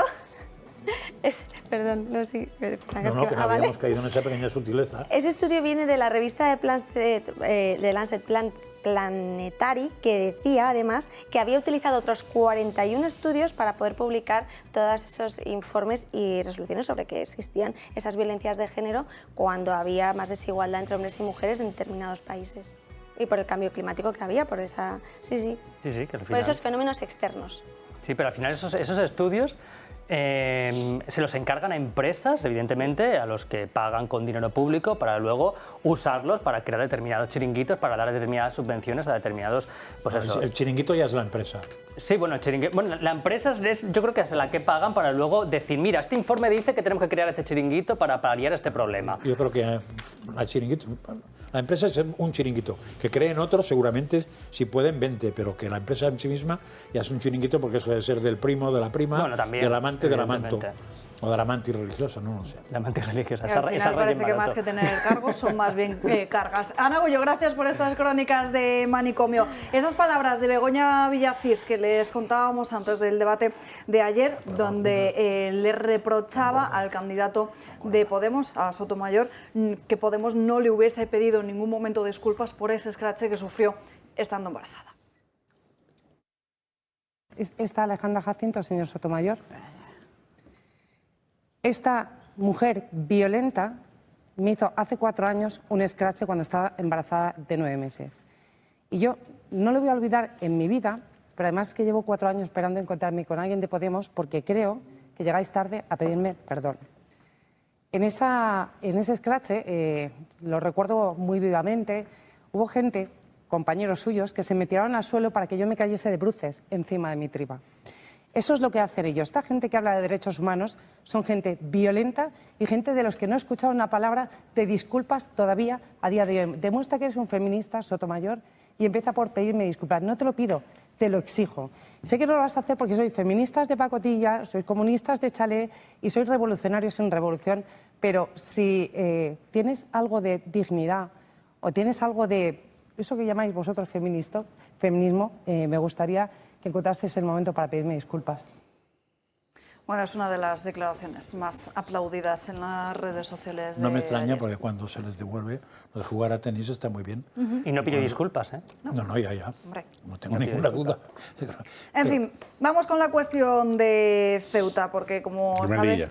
De Melilla, disculpen. Como saben, esa operación abierta por la Policía Nacional esta misma mañana, que está haciendo varios registros, confirmados 6 detenidos, y además esta misma mañana Voz Populi publicaba que la policía habría identificado a narcos marroquíes como líderes de la trama de esta compra de votos en la ciudad autónoma. Lo que sabíamos hasta el momento es que en esta trama de compra de votos es que había algunos traficantes a pequeña escala, pero según esta publicación es que desde Digital es que la investigación de la Policía Nacional y también de la Guardia Civil estaría ubicando a un grupo de narcotraficantes marroquíes como los líderes de esta trama que ha provocado que la Junta Electoral tenga que pedir el DNI a la hora de depositar el voto, una cuestión que hemos estado debatiendo aquí durante toda la semana, sobre todo por ese planteamiento ilógico de tener que ir a correos y que no te soliciten tu propia identificación para poder votar. Y así pasaba en Melilla, que veíamos como en las oficinas de correos había 20 personas, o sea, había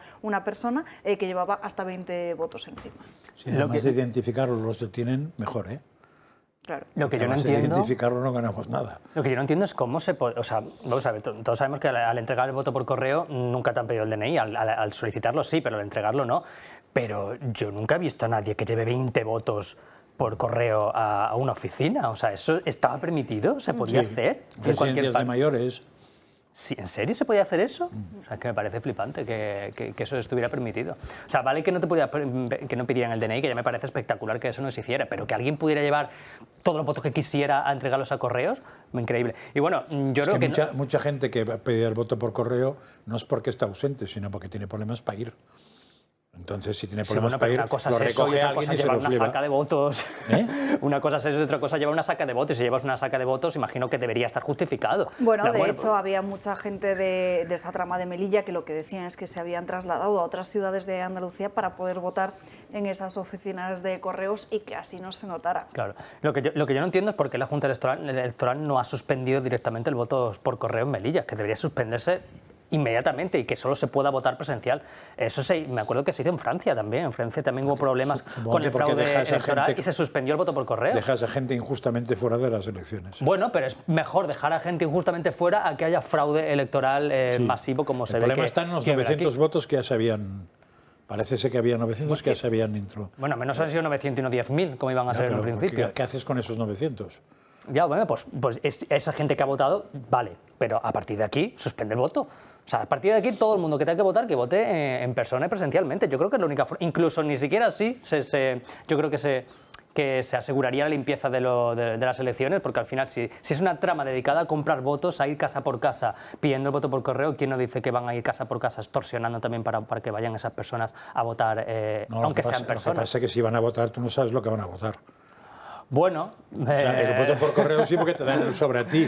Que no con sabe lo lo que cual va a tú votar. cambias el sobre que si va quieres. una persona contigo y te obliga, Hombre. pues... Ojo, de hecho, a lo que está contando la cadena SER. Escribe Miguel Ángel Campos: detectado un intento de soborno de funcionarios de correos en Barcelona para sacar votos de Melilla.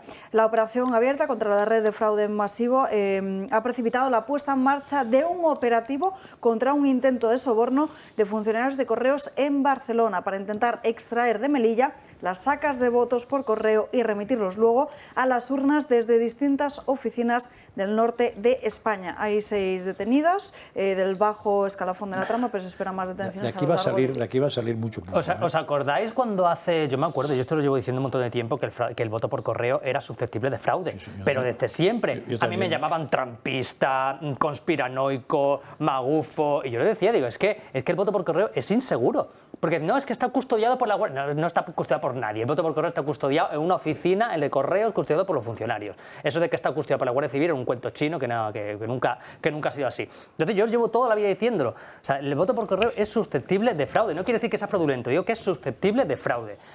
Y la gente no se lo creía, no, es que el sistema electoral es muy, muy seguro en España. Sí, lo seguro en España es ir con la papeleta a la urna y echarla. Eso Margallo, sí, que ha negado varias veces con la cabeza. No, vamos a ver, no se puede negar el voto por correo. Hay gente que está impedida para trasladarse, que está fuera de su domicilio y el derecho de voto es sagrado. Esto lo hemos planteado donde se ha planteado con más urgencia ha sido en el tema del voto en el extranjero, que era el voto rogado. Es decir, había un montón de requisitos de pedir la documentación, que te la mandasen, que la volviese a hacer, etcétera. Se buscaron soluciones de todo tipo, desde poner urnas en los consulados más próximos para que se votase presencialmente hasta garantizar el voto rogado. Pero insisto, privar a un ciudadano del voto es el derecho más elemental que tiene un ciudadano en una democracia parlamentaria. Feijóo lo hizo. ¿Bueno? En 2020. ¿Quién? Y Feijóo y Urkullu. En las elecciones de 2020 por la pandemia prohibió votar a un grupo de personas que estaban confinadas. Y no estaban contagiadas, los prohibió. ¿Vale? En una circunstancia excepcional. Bueno, pero se prohibió. Bueno, oye. Prosigue, Margallo. Yo sí puedo, voy a apelar al César para que me amparen en mi turno, porque esto es imposible. No es la primera vez que esto ocurre en Melilla, se ha recordado antes. En las elecciones al Senado del 2008 se manipularon los votos por 2 partidos, por Coalición por Melilla y por el Partido Socialista Obrero Español. Fue condenado el secretario general del Partido Socialista y fue condenado el responsable de Coalición por Melilla. Y eso fue, hubo confirmación por parte de la audiencia y por el Tribunal Supremo. Es decir, no estamos hablando de presunciones de ningún tipo. Parece que el responsable de comisiones obreras, subrayo, de comisiones obreras de correo, dijo que en las elecciones de 2015 y 2019 también se habían producido sustracción de los votos por correo, es decir, que también hubo una maniobra fraudulenta. Y ahora nos encontramos con esto. Por tanto, parece que es una trama que lleva bastante tiempo trabajando, que apuntan maneras desde hace mucho tiempo y que esto hay que tomárselo muy en serio, porque es que en Melilla no es un ayuntamiento corriente, Melilla es la asamblea y el gobierno de una ciudad autónoma que tiene unas competencias muy superiores a la de cualquier ayuntamiento y una potestad tributaria muy, muy importante. Y Melilla y Ceuta están colocadas además en el norte de África, con frontera con Marruecos y con una población dentro de Melilla y Ceuta muy importante. Por tanto, aquí hay una serie de cuestiones que tienen que ver con la limpieza electoral, con el gobierno de la ciudad e incluso con repercusiones electorales importantes. No tengo ninguna duda que son ciudades, son ciudades autónomas y de alguna manera se consideran casi más cerca de una autonomía, de las autonomías, que de un propio municipio. Pero eso no tiene arreglo, o sea, si son tan pocos ciudadanos, de manera que con un porcentaje de estos puedes modificar una votación, pues eso lo puedes hacer siempre. Lo que se trata es de evitar. Ahora, a mí me parece bastante iluso pensarse que el fraude, que ahí parece que se ha comprobado, no pueda ser extensible, lo cual hago el mismo matiz que ha hecho Isaac, lo cual no quiere decir que lo haya, pero que hay que poner los mismos remedios o la misma prudencia para el resto del país. porque se acaba de dar a mucha gente que no había caído una pista de lo que se puede hacer. Bueno, yo aquí el primer día te discutí y te negué Claro, que no se pidiera al DNI una Y yo oficina te de dije que correos no porque se me pedía. parecía asombroso. Y ese mismo día fui a correos y lo comprobé por mí misma. Yo he estado en muchas misiones de observación electoral en el extranjero, porque la Unión Europea, una de las cosas que hace con frecuencia es mandar observadores. Es muy raro que el fraude se produzca el día de la votación o el día después de la votación. Es decir, que se manipulen los votos o que se alteren las urnas, lo que se llamaba en México las urnas preñadas. Donde hay fraude electoral siempre es en la campaña anterior. Es en el uso masivo de los medios de comunicación, en el uso masivo de los recursos públicos, en el uso masivo de las administraciones públicas, etc. Y aquí tenemos todo tipo de ejemplos. Es decir, el Consejo de Ministros se ha convertido en un mitin del Partido Socialista Obrero Español, que unas veces anuncia una medida o otras veces, que es más escandaloso, ratifica las medidas que han sido anunciadas por el secretario general en un acto electoral del PSOE. Lo que estén haciendo en este tema no lo sé, pero que hay que garantizar, yo insisto, cualquier limitación del derecho del voto tiene que ser por causas muy justificadas y muy probadas. Y los poderes públicos tienen la obligación inexcusable de garantizar la limpieza del fraude electoral. Si no hay confianza electoral, el resultado de las elecciones no vale y estamos impugnando el fundamento mismo de la democracia. Yo sigo diciendo lo mismo, es que esta mañana me he encontrado otra vez en una televisión, no sé si era Antena 3 o cuál era, que explicaban la tesis esa de que el fraude en España, decía un periodista muy conocido que antes venía mucho por esta casa, es imposible porque el escrutinio no lo hace sino que no lo hace una empresa, sino que lo hace después la Junta. Mentira. En España el escrutinio general no se hace. Eso que lo sepa la gente, porque no se hace. La gente no se lo cree. O sea, tendría que hacerse, pero no se hace.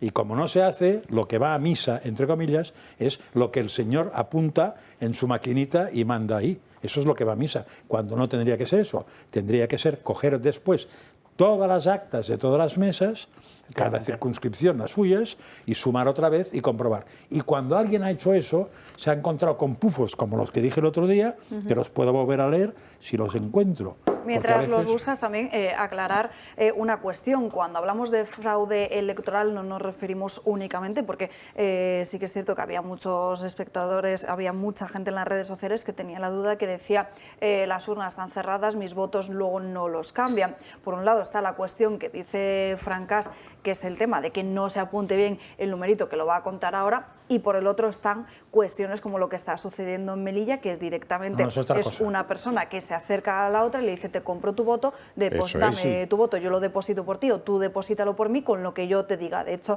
publicaba el diario El Mundo varios testimonios que decían que le compraban el voto incluso por 100 o 50 euros. No, yo hablo de otra cosa, pero voy a leer y además diré a la persona.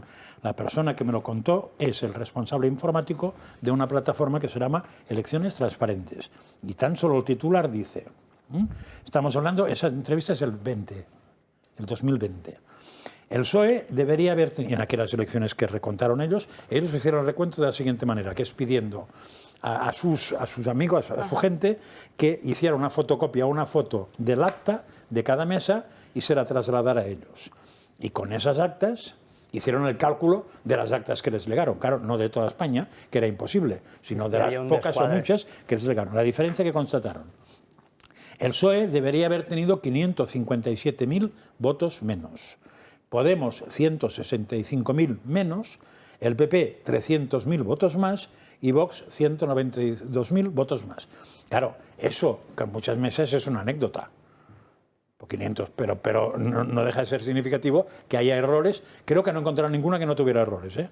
Claro, aquí la cosa es que... entonces, como no se hace el escrutinio que la ley prevé, pues alguien se está saltando la ley. La ley dice que hay que hacer un escrutinio público en las juntas electorales provinciales a los 3 días de las elecciones. Este no se hace. ¿Eso se hace? No, ese es el que no se hace. Claro, eso se hace, pero entonces lo que se Cuidado, se hace si algún partido o alguien fuerza a hacerlo, la Junta no le queda más remedio que hacerlo. Y siempre que se ha hecho baila un escaño. Incluso lo han llegado a hacer aleatorio. En vez de hacer lo que tenían que hacer, que es de todas las mesas, decir que lo van a hacer aleatoriamente de unas cuantas. Claro. Pero eso es obligatorio, es su trabajo y no se hace. Claro, el problema es que aquí se conforman parlamentos con el numerito que se da en el recuento provisional. Sí, ese es el problema. Provisional. Con el provisional se dan las elecciones, se dan las los actas. resultados electorales en España. Efectivamente, y por eso yo siempre digo que las elecciones de abril de 2019 para mí tienen serias dudas y siempre las han tenido. O sea, a mí siempre me parecieron muy extrañas las circunstancias de esas elecciones y los resultados de esas elecciones. Yo tengo dudas de que eso afecte para mucho, pero es curioso que no se quede. ¿Os acordáis de un cuento del siglo XIX en que el marqués coge los votos de todos los jornaleros y los entrega, y cuando sale un jornalero le diría, señor marqués, ¿le importaría decirme a quién he votado yo? Y dice, oye, pero tú eres imbécil, ¿tú no sabes que el voto es secreto? Está bien. De aquí nos tenemos que ir a la última pausa de publicidad del día de hoy, no sin antes volver a recordarles que seguimos en esa lucha por saber quién es su tertuliano favorito, y para ello nos tienen que escribir un mensaje de texto con ese nombre al 28088.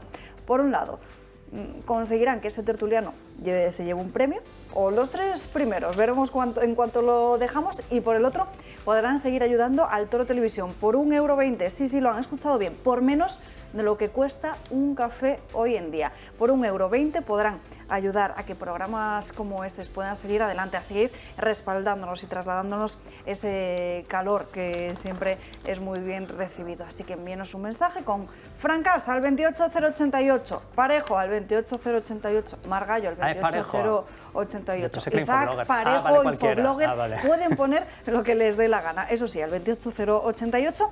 Y el mes que viene, a inicios, después ya pasadas las elecciones, de saber a qué alcaldes y presidentes autonómicos han escogido, desvelaremos quién es la lista. Pueden poner lo que ustedes quieran al 28088.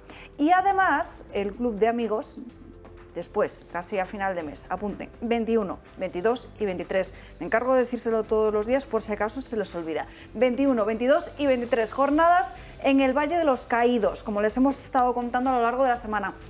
Se van a alejar allí, en un entorno de lo más especial, y van a disfrutar de conferencias de muchísima gente tan querida para todos. Seguro que algunos de ellos también son de sus tertulianos favoritos. Xavier Orcajo, Esparza, Kaki Minuesa, Julio Ariza, Francas, Juan Antonio de Castro, Quintana Paz y muchísimos más. El miércoles se va a realizar una visita al Real Monasterio del Escorial. Así que dense ya prisa, reserven cuanto antes, que las plazas son limitadas y se van agotando. Además, lo tienen muy fácil para reservar, simplemente tienen que llamar a ese número de teléfono que están viendo en sus pantallas o escribir un correo electrónico a club@eltorotv.eu 91 616 24 64. Antes, si así lo desean, tienen también otra cita con el Club de Amigos, que para el jueves 8 de junio ha organizado, dentro del ciclo Mirar la Arquitectura, una charla con el arquitecto Benjamín Cano, que nos va a hablar de cómo poder estar en 2 lugares a la vez. Se lo he contado estos días, es arquitecto, artista polifacético con una sólida trayectoria profesional, con más de 30 de primeros premios en concursos de arquitectura. También ha participado en bienales de arquitectura y la inclusión de su obra en diferentes guías de arquitectura española, junto con diversas publicaciones. Todo ello avala ese trabajo que realiza desde Cano y Escario Arquitectura, que es un estudio fundado en el año 88. El próximo jueves 8 de junio, y en base a 3 de sus obras, nos va a dar una guía para poder entender y manejar el espacio. Se puede asistir de forma presencial en la calle Modesto La Fuente 42 en Madrid, o por Zoom. Eso sí, hay que inscribirse previamente, pero para eso tienen el teléfono del Club de Amigos o hacerlo a través de la web en la pestaña de agenda 91 616 24 64. Aprovechen esos 3 minutillos de publicidad para hacer sus llamadas al club y para enviarnos ese mensajito al 28088 con su tertuliano favorito. Enseguida volvemos.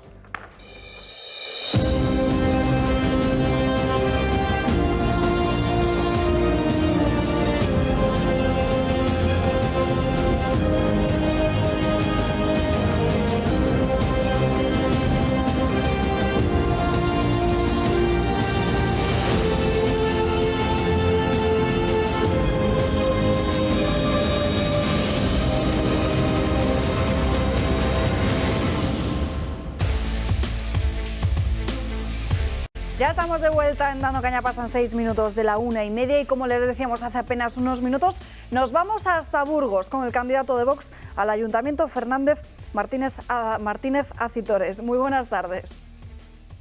Muy buenas tardes, muchas gracias por la invitación, un placer estar en vuestro programa.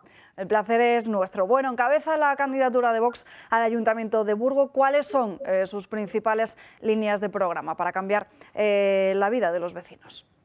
Sí, bueno, nosotros llevamos fundamentalmente 3 ejes de actuación, 3 ejes prioritarios, que son, por un lado, familia y natalidad. Hay que tener en cuenta que más del 60%, el 61% de la población de Burgos tenemos 50 años o más, me incluyo, con lo cual hay que revertir la situación de la ciudad. Es una ciudad preciosa, con 3 patrimonios de la humanidad, con cosas muy positivas, una calidad de vida muy alta, pero claro, muy envejecida. Entonces, esta situación hay que revertirla. Sin niños, sin jóvenes no hay futuro. Desde el ayuntamiento se pueden hacer muchas cosas y ese es un eje para nosotros fundamental. Familia y natalidad. Un segundo eje es la seguridad ciudadana.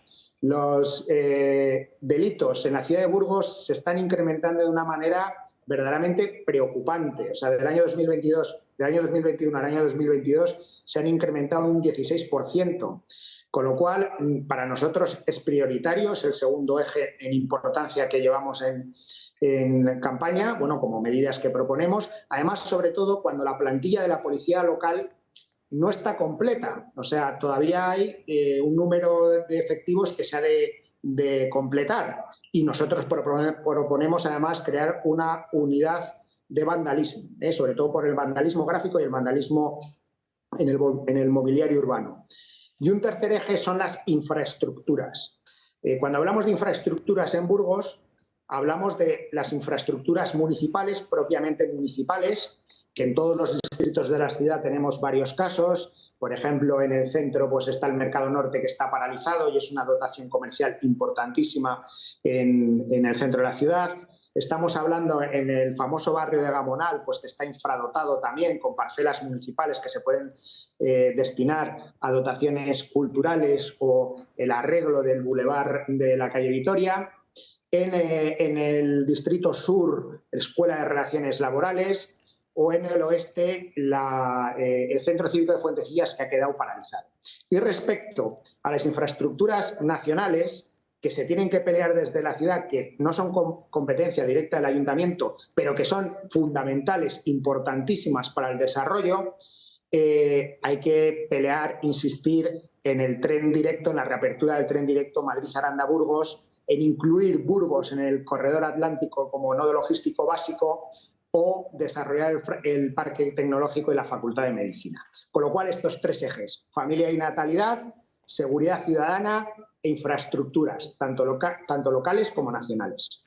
Bueno, además usted ha sido concejal, por lo que conoce bien el ayuntamiento desde dentro y supongo que también querrán dar mayor accesibilidad a ciertos trámites administrativos, sobre todo cuando hablamos de personas mayores que muchas veces con todo tan digitalizado se les complica a la hora del día a día de poder hacer sus trámites.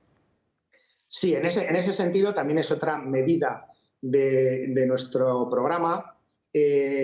Nosotros esta política de papeles cero, que últimamente el ayuntamiento insiste en ella, nos preocupa sobre todo de cara a la gente mayor, ¿no?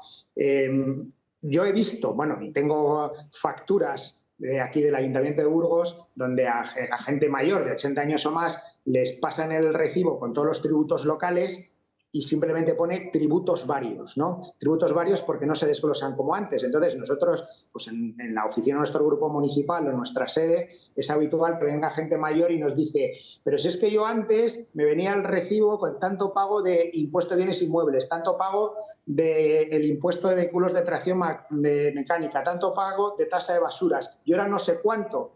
Esto se lo hemos solicitado al equipo de gobierno, al alcalde, que lo cambie y dice, bueno, no, pues eso, si se meten en la aplicación, lo ven, pero claro, esto no puede ser, ¿no? Con lo cual nosotros, en ese sentido, queremos facilitar las cosas a los ciudadanos, sobre todo a mucha gente mayor en este sentido, para que se les atienda presencialmente, siempre que haya derecho a una mínima atención presencial.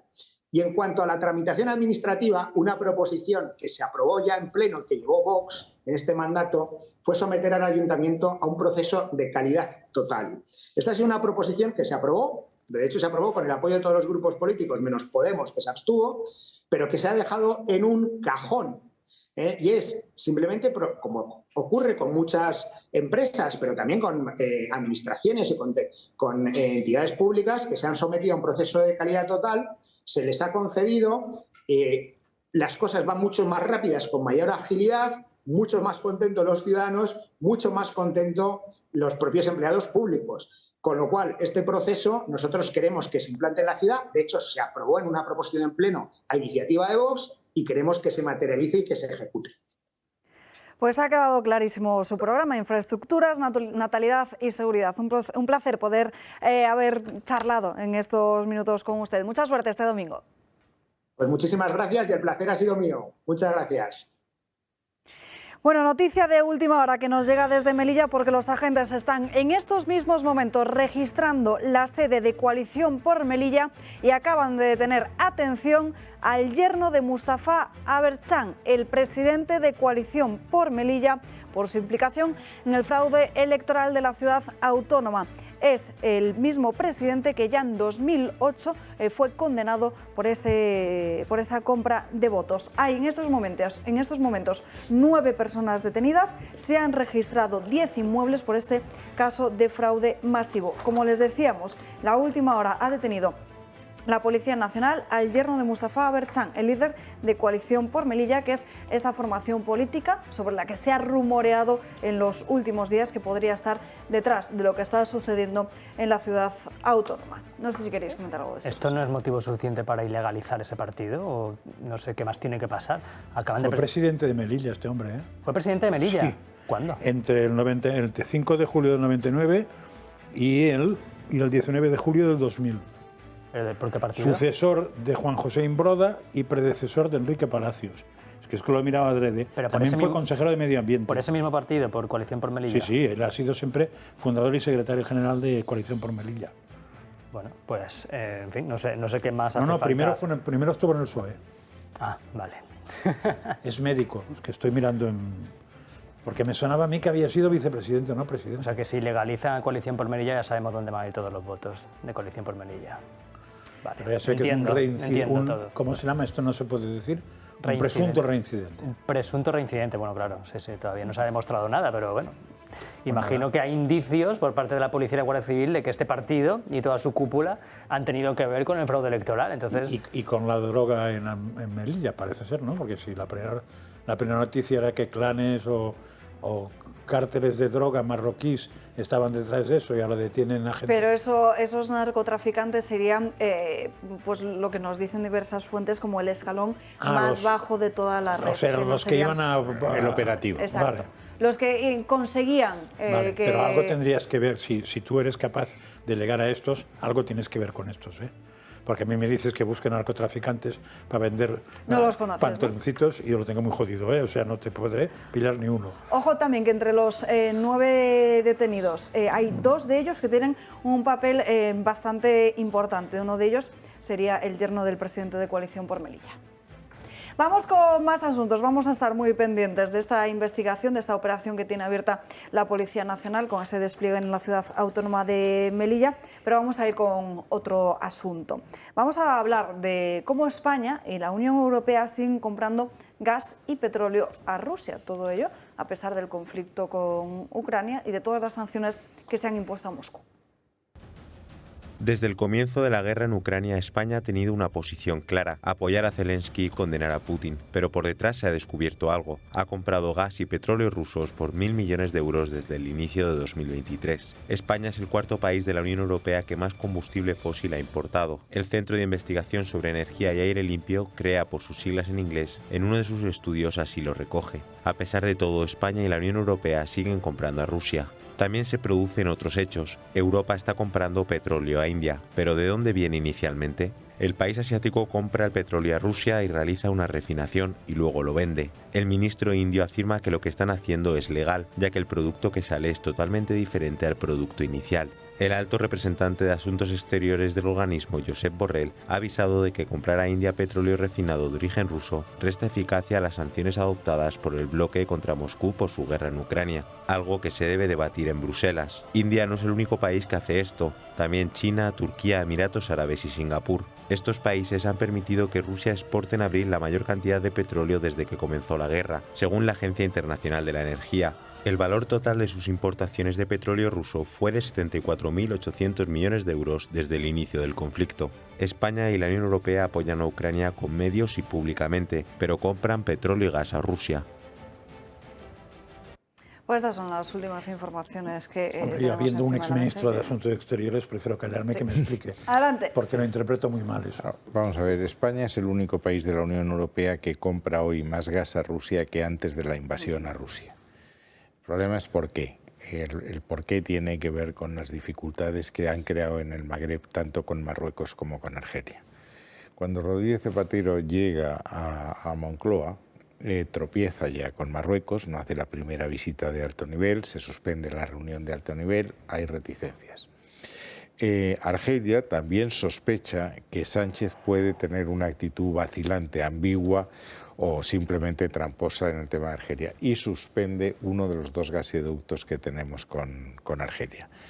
Argelia tiene un gasoducto que va directo de Orán a Almería y otro gasoducto que va por África hasta Tarifa. Ese se suspende. Y lo segundo que hace es decir, de acuerdo, yo estoy obligado a suministrar unas determinadas cantidades especificadas por contrato, pero había que renegociar entonces los precios de 3 años. Los renegocia al alza. Como consecuencia de esa pérdida de gas de Argelia hemos tenido que, insisto, importar más de Rusia, que exactamente lo contrario. La otra gran cuestión, porque aquí entra India. Aquí todos estamos convencidos de que todos los países del mundo, y hay 193, son contrarios a la invasión de Ucrania. Y lo son cuando la declaración, la resolución, condena la invasión, la condenan. Pero cuando se establecen sanciones, solamente siguen esas sanciones en ese momento los países de la Alianza Atlántica y los aliados incondicionales de la Alianza Atlántica en otras partes del mundo. Corea del Sur, Japón, Australia y Nueva Zelanda. Todo el resto siguen sin imponer sanciones a Rusia. Quiere decir que pueden comprar gas y petróleo en las cantidades que quieran. India es un caso paradigmático, porque India tiene una posición muy ambigua. Es el aliado occidental en Asia, el más importante, pero al mismo tiempo tiene muy buenas relaciones con Rusia y eso le permite comprar petróleo y gas en cantidades importantes y a precios asequibles. ¿Que eso lo desvíe? Estoy convencido de que sí, como hay otros países que lo hacen. ¿Cómo se puede evitar eso? Aplicando las sanciones que ha establecido, por ejemplo, con carácter extraterritorial Estados Unidos, de castigar o penalizar a aquellas empresas que violen las sanciones. Pero eso es inaplicable. Cuando tú tienes más de 100 países que no aplican sanciones, esto es inaplicable. Esa es la cuestión. Pero vamos, la torpeza de España en el tema energético ha sido total. Hemos roto las relaciones con Argelia.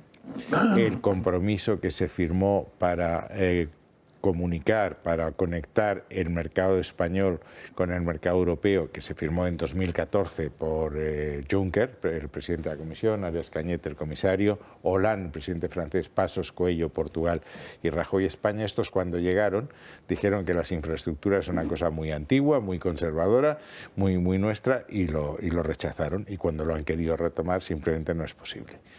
Resultado de todo esto, que España ha perdido una baza estratégica monumental, porque fíjate las cifras. Solo con los 2 gasoductos y con las 7 estaciones de gasificación, España hubiese podido suplir el 40% de las importaciones que venían de Rusia. Y no se ha hecho porque, insisto, hemos perdido la baza que teníamos en Argelia, que han cubierto ya italianos y franceses, y no hemos logrado la conexión con Europa. Es decir, un éxito de política internacional como yo no recuerdo. Bueno, nos quedan 10 minutos de... ¿Te ha quedado claro, Juan? No, pero a ver, yo he tenido dudas ahí. A ver, dime. A ver, no, hombre, es evidente que el sistema es este, pero también es evidente que estamos comprando mucho más gas a Estados Unidos. Eso también, claro. Con lo cual, y más caro. A mí me da la sensación como que el tema de Rusia... El gas licuado siempre es más caro, lo tienes que transportar. Claro, sobre todo tiene que terminar un barco. Lo ideal, lo más barato eran los 2 gasoductos, claro. Ahí yo la duda que tuve en su momento, a mí me suena como que en su momento Sonatrach, que era la empresa argelina de gas, era una participada por el gas natural en su momento. Por lo menos en un gasoducto. Entonces, ¿eso ya no es así o simplemente...? Sigue siendo así. Creo que sigue siendo así. El problema, insisto, en que no hay un cumplimiento de contrato en cuanto a lo que están obligados es a unas determinadas cantidades. Lo que no está claro es el precio y lo que no está claro es que digan, oiga, este gasoducto por Marruecos no lo doy porque sospechan que lo que venga aquí vuelva otra vez a Marruecos. Ese es el primero que anularon. La excusa fue el tema marroquí, a pesar de que Marruecos era tan enemigo de Argelia antes, durante y después, con lo cual pero lo podían haber hecho antes. Pero la vajilla se rompió con la carta famosa de Sánchez. Claro, a mí la duda, que por eso te preguntaba si querías rascar un poco más, no puede ser, igual ahora es poco prudente, que sea un poco jugar a la puta y Ramoneta en el sentido de decir... Pues hombre, sanciones a través de la OTAN a Rusia, pero compramos gas a través... No es OTAN, es ONU, ¿eh? Las sanciones están establecidas por Naciones Unidas. Bueno, pues por las sanciones de lo que sea. O sea, yo participo en las sanciones, incluso armo a Ucrania, pero por otro lado sigo comprando... porque, en fin, tampoco quiero ser yo objetivo si Rusia se cabrea mucho. Es que hay unas necesidades energéticas que ha habido que ir supliendo a corto plazo. Es decir, es verdad que ahora tenemos un nivel de reservas del 90%, con lo cual el invierno se ha podido pasar. Es verdad que se ha diversificado Noruega, Qatar, Nigeria, etcétera, Estados Unidos, pero todo eso lleva un tiempo. Lo que no puedes es cortar las importaciones de gas de Rusia sin haber previsto alternativas, porque paralizar la industria y vas a la recesión. ¿Supones que no hay jugada esta que te digo yo para tener a dos contentos? No, yo creo que aquí los países europeos y los aliados están siendo serios. Otra cosa, insisto, son los países terceros que no han votado las sanciones. Que estén comprando. Pero es que las sanciones sobraría no comerciar, que lo estén comprando y que lo estén vendiendo. Eso seguro que se hace, vamos. Pero vamos, como para poner un ejemplo, ya que estáis con Marruecos, es decir, el famoso tema Pegasus. Israel ha dicho, yo no suministro, es una empresa privada, pero necesita autorización de Israel para los aparatos de espionaje. Yo no se lo doy a Marruecos, pero puede no impedir que alguien que lo tenga se lo dé. Esto son las nos relaciones queda muy poquito tiempo y internacionales. queremos ir con otro asunto que seguramente no haya ocupado casi ningún minuto en otros medios de comunicación y tampoco en otra portada, pero es muy importante porque en Madrid ha abierto el primer instituto médico especializado para personas con discapacidades de origen genético en España. El gran objetivo de la Fundación Jérôme Lejeune es acompañar a las personas con discapacidad intelectual de origen genético y a sus familias y acompañarlos desde una perspectiva médica, científica y desde una perspectiva muy humana, integral, durante toda la vida.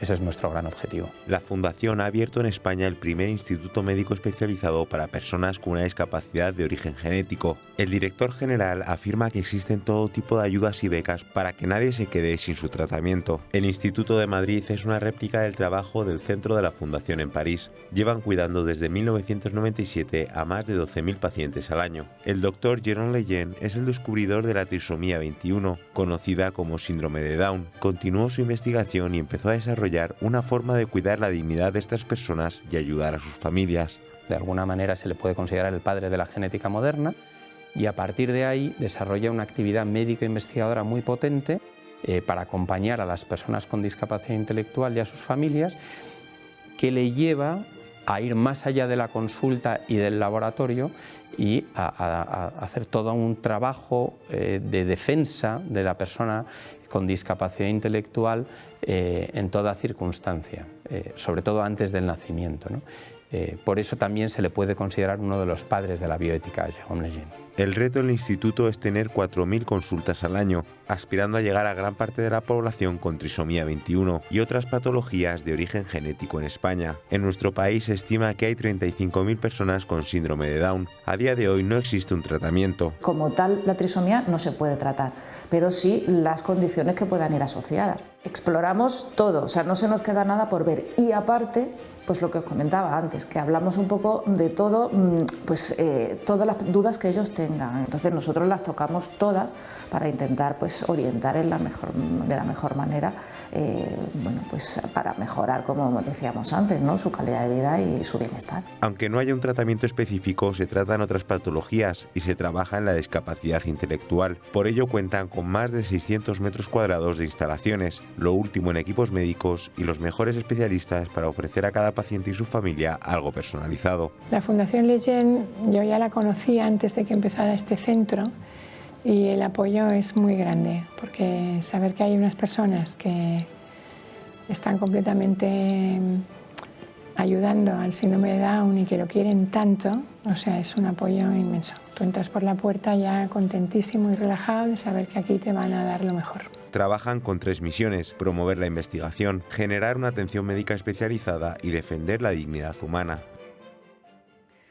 Pues ya lo ven, es un hito muy importante que se abra este primer centro médico en España, ¿eh? Y es que España tiene una calidad de sistema sanitario. Cuando hicimos Marca España, hasta que este gobierno lo suprimió, uno de los activos que España exhibía era su sistema sanitario. Somos el tercero del mundo y somos el primer país del mundo en donación de órganos, lo cual idea de la solidaridad española.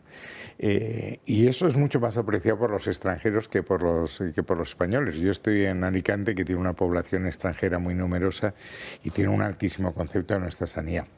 Es verdad que viene un problema que no entiendo por qué no se ha previsto más. Faltan médicos y ahora van a faltar más porque llega la época de jubilación de los que entraron en el baby boom. ¿Faltan médicos o faltan plazas? Faltan médicos. Faltan médicos y la formación de un médico son 11 años, pero faltando médicos y siendo esa formación tan larga, no se entiende que la nota de acceso para la carrera de medicina sea tan alta, es decir, que haya un numerus clausus. Traslade usted el numerus clausus al segundo, a tercero de carrera.